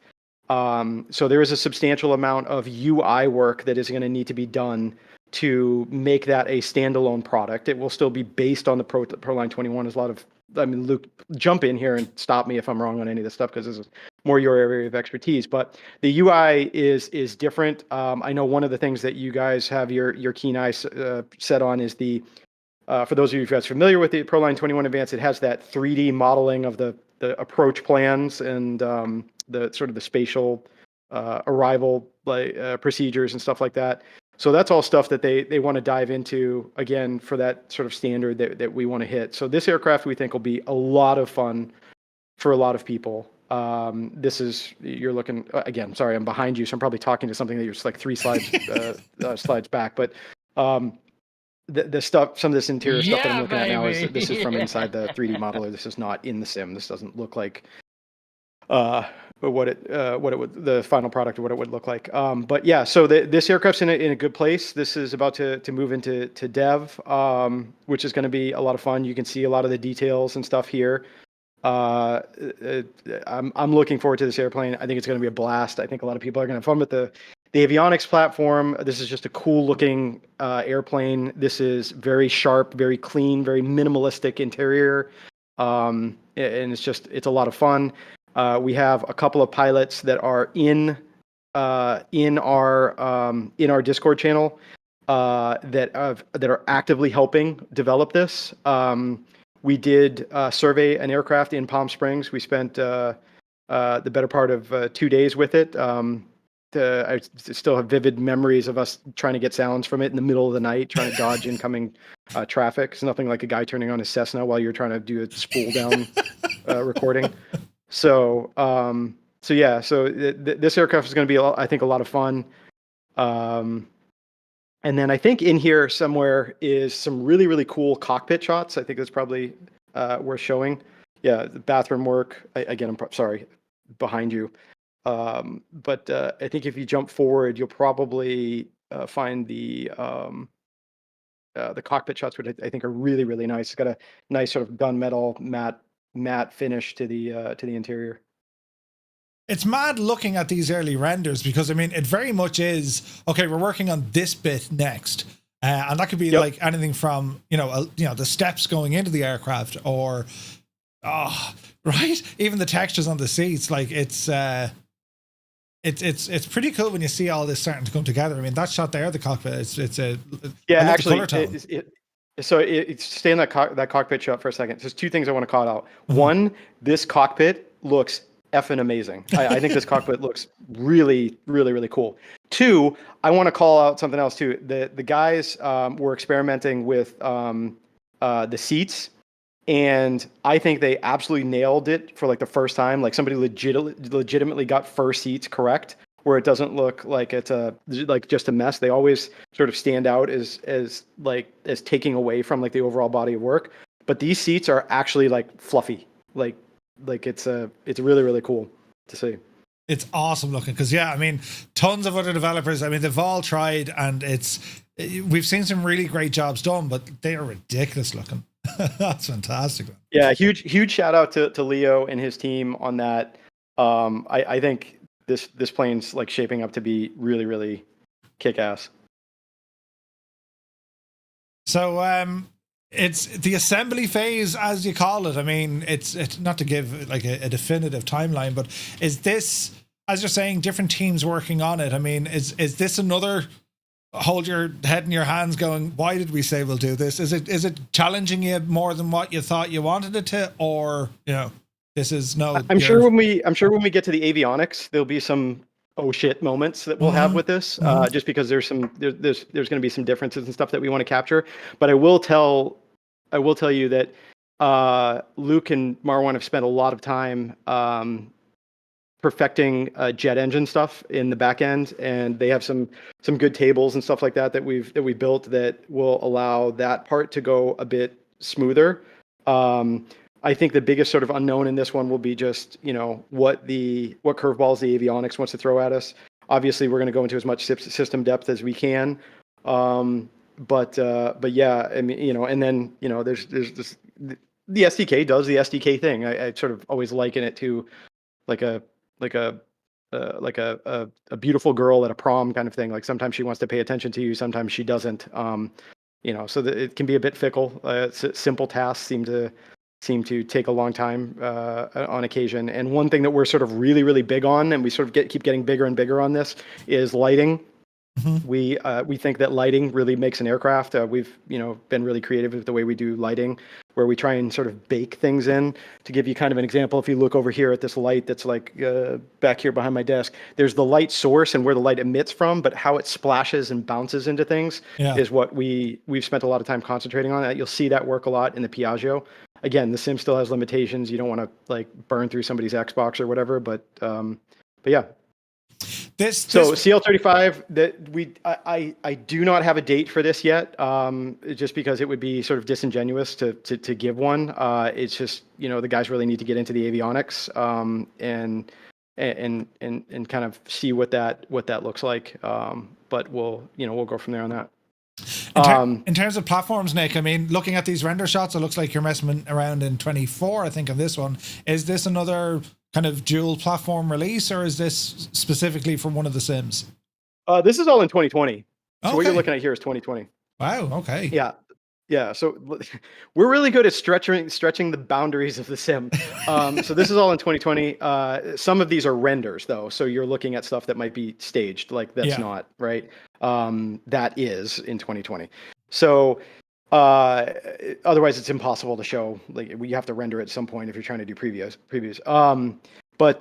So it's the build process for this is in terms of like which marketplace is going to show up in. Again, we make all of our decisions are data driven. So when this plane gets ready for launch, it's going to be we're going to look at where the audience really is. If it still makes sense to do both 2020 and 24, then we'll do that. At some point, that decision will probably get made for us because right now we've been building in 2020 and then going to 2024. It's sort of easier to make the jump that way because you want to get the plane built in 2020 before you separate the models, because then if you have to fix things, you got to fix them in both. So it doubles the workload. So, at this moment, while I'm sitting here, this is a 2020 and 24 release. Is that going to be the case by the time we get there, depending on what the off-ramp of this thing is? Because if 2024 has all of its, bugs and quirkiness and it's all solved, and all of a sudden we see the audience go, boom, I'm moving over now, it's safe, then obviously us and every other reasonable dev is going to follow that trend. You have to make those business decisions as you go along. But we know that there's a lot of people that want to stay in 2020. We knew that there was going to be, whatever. So that's kind of why we did our policies the way we are. So, if this was releasing tomorrow, this would be a 2020 product, and we'd be doing the same thing that the Piaggio was doing. Sweet. Exciting times, man. Like the Challenger, my introduction to a Challenger was back in the world of X-Plane, and I still have nightmares. And then there was a 350 released on the platform. While I wasn't a fan of that at all. So I'm really looking forward to what you guys can cook with this, because business jets, man. It's anything in that whole business line. It's superb. Like it's a great transition as well. Like anyone going from general aviation up to the airliners, the business jets, the best of both worlds. I mean, you can get in and out mostly of any type of airport, and you have all the good stuff of a jetliner. Yeah, listen, I mean, I'm not going to knock anybody's product. That's you guys. You guys do the reviewing. My feedback on that is always, I wish people. Yeah, no, my feedback on all of that is this sim and technology has progressed like so much. And I remember a time when all you cared about was the exterior of the aircraft, and you just used the 737 interior. Like that was a thing for all of us, like back in the day. Like you didn't care, and then all of a sudden you got these more advanced interiors, cockpits, all of this kind of stuff. And I just take the view of like, there's something for everybody, right? Like every developer caters to a certain market. There's, and they usually come at like different price points. The only thing that I take an issue with is if somebody purports themselves to be something that they're not, and ultimately like false advertising, false marketing, like those kinds of things. That's never a good look. But in terms of there just being products that are at certain price points that don't necessarily have like crazy depth, everybody should just leave it alone. There's somebody that wants to buy it. There's some kid sitting somewhere in rural France that just wants to have the idea of a particular airplane, doesn't want to know how to do certain things. And that's what it is. A place that's there's something for everybody. So, anyways, should we get into some C750 news? Yes. Did you give me a folder on that? Because I couldn't find it. I didn't, because the C750 news is not visual related. So put your heart back in your chest. Okay. So, for those of you on the C750, you're going to do something a little bit different. Usually we're a bit more buttoned up on our cadence here, but I'm gonna give some people some stuff that they've been asking for. I think Marwin is off, I believe. I don't know if he's still on the feed. But yeah, so C750, a lot of these visuals are going to get updated pretty soon. We felt like we were not in a good place when we were getting close to be ready to go before. We found a lot of things that we just sort of rabbit holed and really wanted to be a lot better. So this airplane went back into the shop. Large parts of it were rebuilt. Landing gear was rebuilt. Even these landing gear pictures are old. Animations were brought in. Textures were changed. Systems were changed. We added, Marwin added auto throttle to it. Obviously, this is a entirely different avionics platform than what everybody else is used to. This will be sort of net new for everybody. This is oh my God, Luke, help me out. Was the Primus 2000? 1000? Correct. Yeah. Well, I said both. Which one? It's the 2000? Hello there. It's the second one. Yeah. Which helps me none with the 2000, yeah. Yeah, it's a Primus 2000. So, this is a net new avionics. And I'm sorry, like every time I turn around, I'm trying to get some new avionics platform right for whatever airplane we're doing next. So yeah, this is a net new avionics platform for everybody. So there's a lot of stuff going in here. We found a couple of like a little roadblocks and stuff like that. So I know people were like sort of super disappointed. There was like, we thought we were getting close. We gave the impression that we were getting close, and this thing went back in the shop. Also, 24 happened. Marwin, who's the lead developer on this, obviously his time got partitioned. So there was, some things got sort of put to the side for a second. He's back on this full time. Obviously, in case everybody else doesn't know, he obviously just had he also had a addition to his family. So that took some time as well. Took some time away from him, as well as it should. where he was dealing with that. So the guys are back into this full force. Obviously now at this point you can realize that our cadence and updates and all that kind of stuff has picked up a lot. So with that said, wanted to tell everybody that this aircraft we are expecting this aircraft. I'm not going to give you an exact date, but we're expecting this aircraft sometime at either the end of March or really early April is what we're shooting for. That's not completely set in stone, but that's what we're looking for. And the other thing I want to tell everybody is this aircraft is going to be $29.99. So it's going to be under $30. So yeah, if our systems have our aircraft have been $24.99, and now you're getting an entirely new, a net new. There'll be a lot of familiarization here, but you're getting a new avionics platform for another $5. Again, trying to keep things sort of affordable and reasonable. I can tell you, our beta team can tell you that we've all flown this aircraft. It flies like, dude, this thing flies like a condor and like a sparrow at the same time. It's really, really cool. It kind of just floats off and just goes. This is a very pleasurable aircraft to fly. Again, there'll be a learning curve with some of the Primus stuff. The auto throttle feature will be a lot of fun. The answer to the question is yes, the auto throttle feature is a upgradable feature in real life. So we did put it in for this because we just figured that people would want to have it. And it also does come with both the sharklet, winglet versions and non-winglet versions. And a lot of the tools that each aircraft, we very much has a halo effect. So everything that the P180, the SF50 Vision Jet, all of the things that this has benefited for, those aircraft have benefited from, will be carried over into this one. So you'll see like a lot of clutter. The guys have the same VAM system is in there, which actually that's one thing that in the P180 I also wanted to call out. Right now it's just clickable and it just disappears and it goes away in the dash.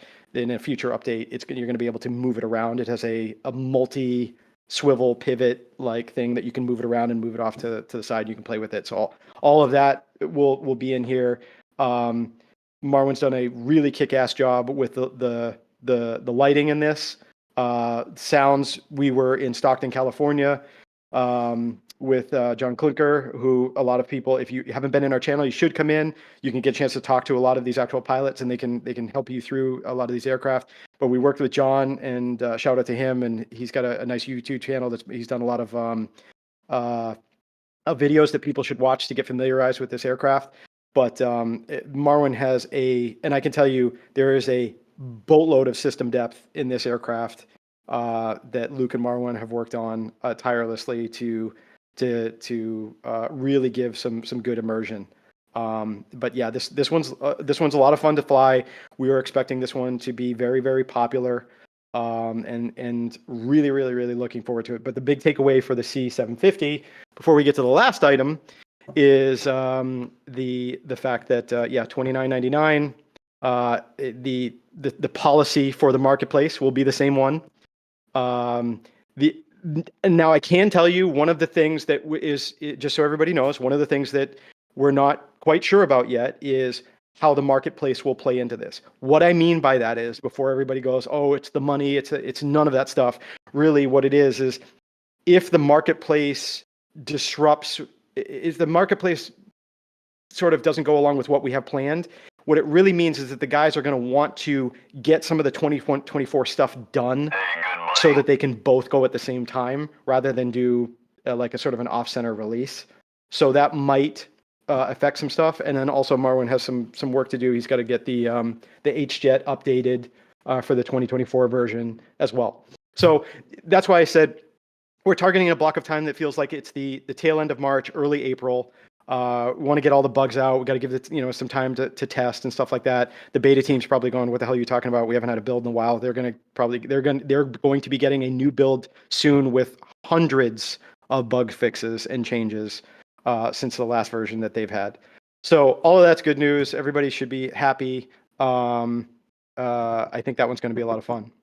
Can't wait for this one, man. So I want to signpost here for a second. Anybody had any questions that we didn't answer before we blow up other stuff. Does it come with insurance? Brilliant. The Primus 2000, that's some bit of kit. Sorry, say that again. The Primus 2000, that avionics kit, it's that's a serious bit of kit. Yeah. It's going to be a lot of fun. So let me ask you a question. Do you want to play a little bit of a guessing game on this next thing? Because we're going to announce a new product. That I know some people are yeah. Announcing a new product live, right? I mean, the excitement levels. I just need to be careful which picture I take or which picture I show, because like it'll give it away. Well, hey, why don't we let's start with something like super innocuous, like the baggage compartment. Oh yeah, that's a good call. So while you're trying to figure out which one to pull up, so and we'll get through all of them. Yeah, this is very much but wait, there is more. So I personally stressed out a lot about this for a while. We actually have 2 other aircraft right now that are in active phases of development. We're going to talk about one more of them. There is still another one that is sitting, and there's still another one that's sitting behind it, which we will get to at a later time. That is it, and they are both in very advanced states. And this is what I mean by we have, like, over the past year, we put a lot back into the company, and we have multiple teams working on some stuff. So this next one is going to surprise some people. It's going to come out of nowhere, and it'll make some people happy, and it'll make some people go, "Oh damn, I wish it was something else." But the "Oh damn, I wish it was something else" people can hang out for a little while too, because there'll be something for them coming soon as well. But that said. Right, I have a picture here now that only the keenest of flight sim enthusiasts or aviation enthusiasts will actually get it. Right? Yeah, please tell me you're going to give them the baggage compartment. I listen. I don't even know what this is. That's what they're getting. So this aircraft is an aircraft that we surveyed. And I'm still so far behind. Oh yeah, there you go. This aircraft is an aircraft that we surveyed in Luke, where the heck were we? Was it Greenville, Columbia? It's another A320. Oh, that's right. You weren't there. So okay. So we were in South Carolina. We surveyed this aircraft. We spent 2 days with it in a hangar. The battery actually got fried when the pilot was shutting down the APU, and we spent the entire second day with the aircraft, and it was like 95 degrees, and it was like I almost passed out. Like I haven't felt so close to passing out since I was at my wedding. It was crazy. It was crazy hot. We ended up buying like a sort of sump pump air conditioner. It was hot. It felt like swampy, whatever. But also, to give everybody a better understanding, we did this at the tail end of August, and you're about to see how much development has gone on. So you can pull up some other pictures to give you some cadence. This aircraft is larger than any other aircraft that we've done. I can tell you that. And I love watching people. Yeah, it's another A320neo. Damn it, pack it up. Brilliant. We're done. It's the 5th one. It's over. But yeah. So this aircraft, our entire company as a whole is very much looking forward to this one. I think it fills a niche in the sim that needs to be addressed. It is slightly outside of our wheelhouse.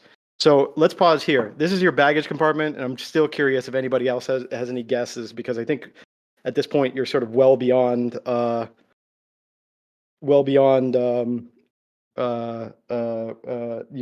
casual your business jet thing at this point. I love the suspense. It's great, isn't it? At home in my basement alone by myself. This is like the highlight of my week. All right, let's give him something. Let's give him something a little bit more. A little bit more.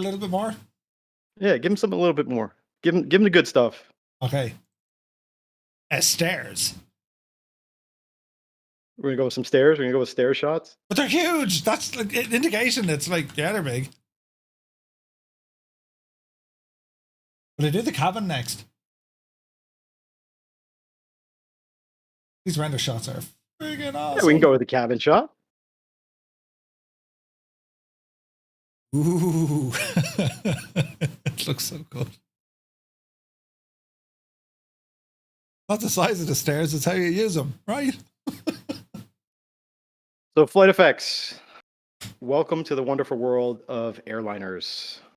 Hello. Airliners. It's an airliner. It is a ERJ 145 and a 145 XR. Hello there. So what we are looking to do, this is going to be a Primus, a 2000 based aircraft.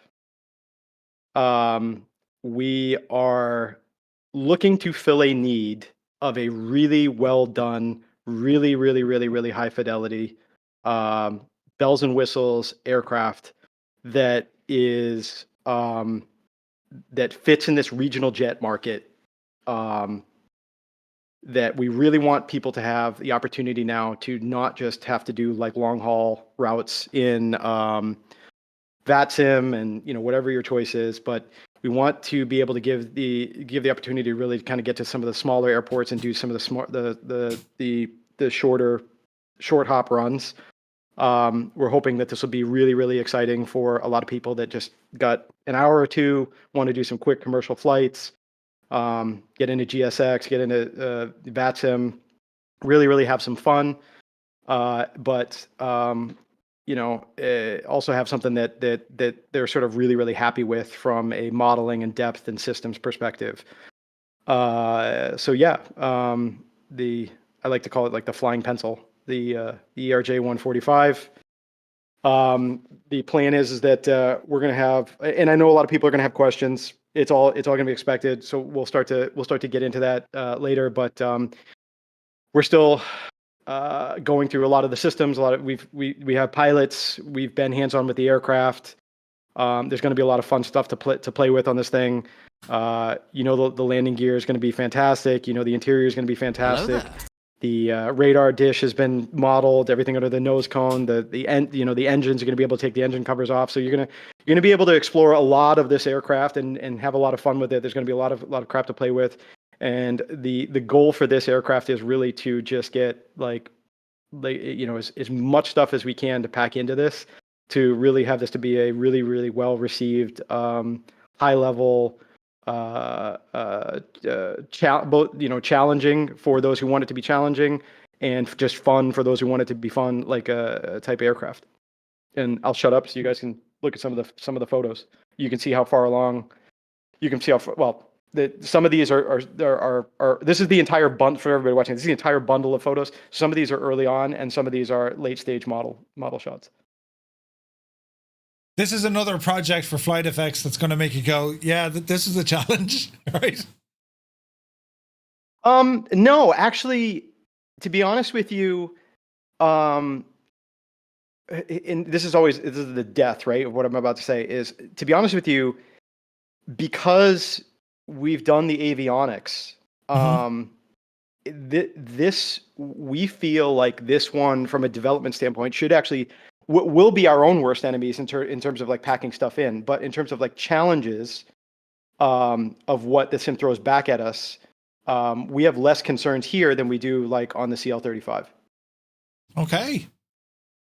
Right, Luke? Is that Luke's like letting me hang myself? Yeah, no, yes. No, this is a Primus 1000, so it's actually a slight downgrade from the 2000. So we have to dial back what we've done for the Citation X for this aircraft. Right now, can I just say that's Jack's role? The modeling. Hello there. But doesn't this feel like the bathroom that you step into on American Eagle? Like you can hear yourself like hitting the counter with your knuckles. I have to reverse in. Well, depends on what you're doing, but like there's no shoulder room to turn around. Yeah, right. That's awesome, man. The detailing is friggin' nuts. Look at the texturing. Is there a timeline? Well, all of this stuff we want to be done for this year, but again, like I like just giving a broad range. This feels like we're into early fourth quarter, I think. is probably kind of what we're targeting, but that's really, really out there at this moment. You're getting into a time where it's like life events start to affect, how some of this stuff might roll out. But as you can clearly see, we're way ahead in modeling. This aircraft is getting ready to go into assembly as well. To give you any idea, that stuff's in sim right there. But you can see like the panels right on the top, they're all shiny, right? Like this is all stuff that gets washed out in the assembly process. And delivery methods again, 2020, 2024, or if everyone's on 24, it's just 24 kind of thing. Yeah. I would expect by the time some of these go that it might only be 20. I know some people don't think it's going to be the case, but that 24 is, I personally feel that once a lot of these bugs get ironed out, I would give it a 4-month cycle before everybody starts moving over, like in its entirety. But like I said, we track we're not going to make the decision based off of what our gut tells us.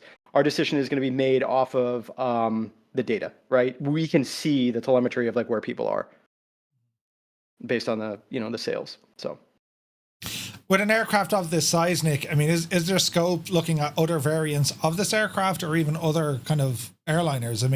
It's actually a good question. So the plan right now is to do the 145 and 145 XR. So that's the one you're looking at. It's the one we actually surveyed. Matter of fact, the one that we surveyed was an old US Airways. I could still make out, like, I think it was on one of the little the stupid carts, right? The little galley carts. I think it was on that, or it was on the inside or something like that. I could see the old US Airways thing. So it ended up being, it's technically an old American Eagle aircraft. So a couple of things to note on this. So yes, the 145 and the 145 XR, we were in the 145. Those are the ones that we're going to focus on. The 135 is substantively smaller than this. And actually, somebody can correct me if I'm wrong, but I believe the Legacy is actually based off of the 135 chassis, not the 145 chassis. So I think that also puts the Legacy outside of this, but I'm talking out of my rear end. I haven't looked it up, so somebody can correct me if I'm wrong. But we're going to focus on the 145 and 145 XR. That is a safe spot for all of the airliners as well. I believe JSX, American Eagle, United. I don't know if there's Delta is still messing around with these. And then there's some other some other really cool like a pseudo commuter private like airlines that have some really badass paint jobs. So there's a couple of those, and there's a couple of international carriers. I was told by the owner of this aircraft that there is a strong push from FedEx to acquire a bunch of these. So you may see these start to show up in some cargo configurations. That I don't know if that's true or not, but that seemed to be like what the rumor mill is. But yeah, we have a couple of pilots that are working with us. I'm assuming now that this is going to be public, we'll probably have some more that'll venture in. But yeah, so that's the plan. Right now I think the plan is to have two interiors. There's the one interior that some people might be familiar with JSX, which it basically looks like two seats, and essentially looks like they took the aisle seat in the 2-seat row and they folded it down, and it has like a case that's over it for like food and whatever. So we're going to do the JSX style configuration, and then we'll also do the standard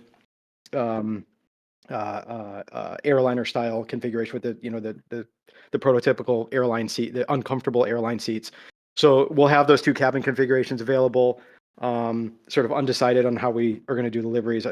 Regardless, the community will take that part on. They'll pivot on whatever we do. So that's the plan at this moment. Again, as everybody can understand, some of it's fluid. It will change. We're not going to sort of pigeonhole ourselves into too much, but we did want to sort of make this announcement now that we have a hole in our development cycle with the P180 going out the door. This is what's going to come in and take that over. Again, there is another aircraft that we have in our stable that is in just as much of a state that this one is in. that's not on anybody else's radar, and we are looking at a couple of other things as well that are going to be set up for some site visits coming up here in probably the next couple of months. As mid late spring, summer, we'll probably be back out on the road again to sit with one or two other potential aircraft that we have for our stable. So exciting news, man! Exciting news. It's all go. It's awesome. Yeah, I mean, listen. We hope generally that this stuff makes everybody happy. We really get off on that. So if as long as everybody else is happy and and thinks this stuff is cool and badass, that's what we want. Really, is just whatever. So I'm sure for any new people that are going to come in after this into the server, we're going to get a 145 channel spun up, and we'll try and keep them on topic for as long as possible. I'm sure that's always fun. I feel bad for our community manager has to deal with those guys, but they get excited sometimes. But yeah, no, we're looking forward to some new traffic and some people coming in and starting to follow this project. And yeah, man, it's good things. 2025 is 25, right? 2025 is looking to be a lot of fun for us coming up. We got a lot of things that I wish we could talk about all of it. But there's going to be a lot of cool stuff that people should be paying attention to over in our shop. And are you planning on Flight Sim Expo this year? You'll be there? Yeah, I'm not sure if we're going to do a booth, but I'm at the moment. I grew up in that neck of the woods. I actually grew up in Cape Cod, Massachusetts. It was like an hour and a half from there. Wow. So I'm actually looking to take some of my team, like stumbling around my neck of the woods. Mm-hmm. I'm sure we're going to be there. I'm sure Luke and Marwin. Luke's on; he can answer for himself. Luke, are you going to go to the expo this year? I think so. Yeah. So yeah, so I And I'm still on, but I was too afraid to talk because of the delay and my disruption. But I've been a very good listener throughout the stream. Are you going to Expo? Yes, I am. I would never miss a chance to see TwoToneMurphy in the flesh. Right. You know? The big question, honestly, the big question is are we? So I've been there. My daughter's been there. Like a lot of our staff, Leo, Tom, for those of you guys who have met, like some of the nicest people, right? They've all been there. Peter's been there. The one person from our company who's also been hugely instrumental in helping us just keep going forward is Jordan. Jordan is the only one who has never made sort of a public appearance, so we're trying to drag him out. So, for all of you that are bored off your ass right now, please go into our Discord channel and just DM Jordan over and over again and ask him if he's coming to Flight Sim Expo. I'm sure he would love to hear from all of you.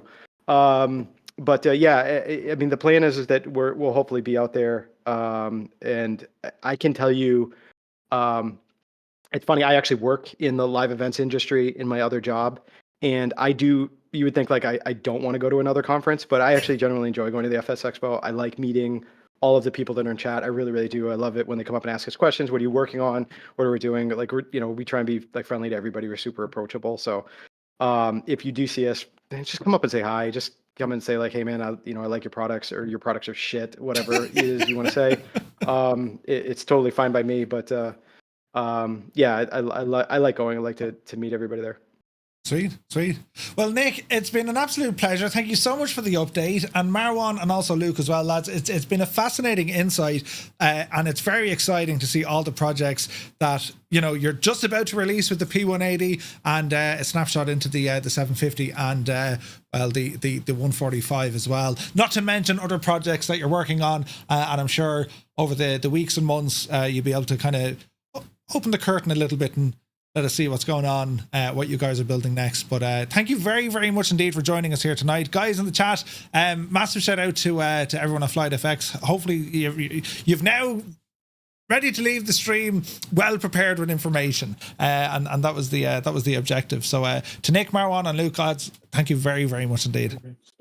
No, man, thank you, brother. Thank you for all the stuff that you guys do. I know, we like this entire industry that's involved, you guys fill such a huge and important role for us. You have no idea, because it's hard.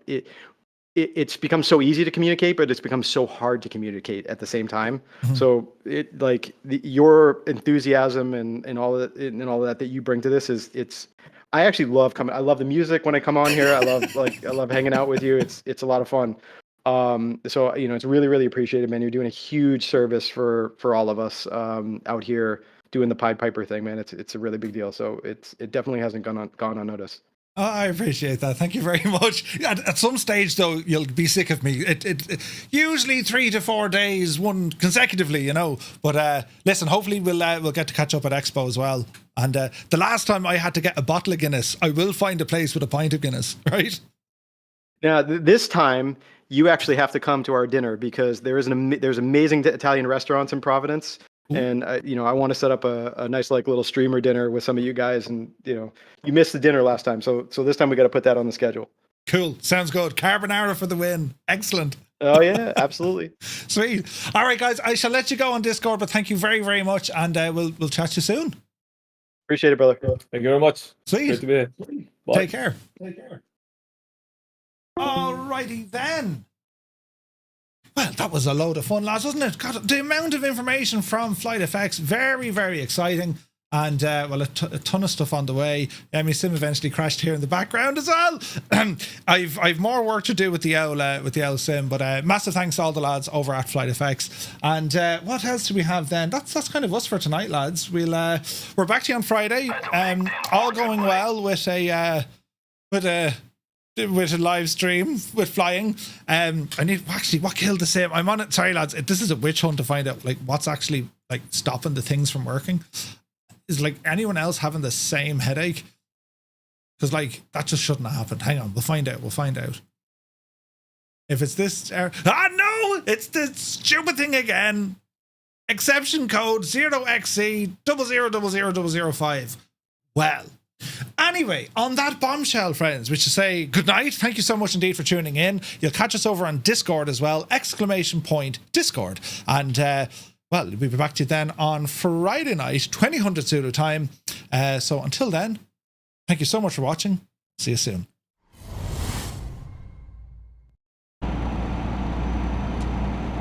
You didn't use your indicators. Electricity must be expensive in your truck, is it? Christ! Oh no! A terrible accident! Jesus! Did you jump?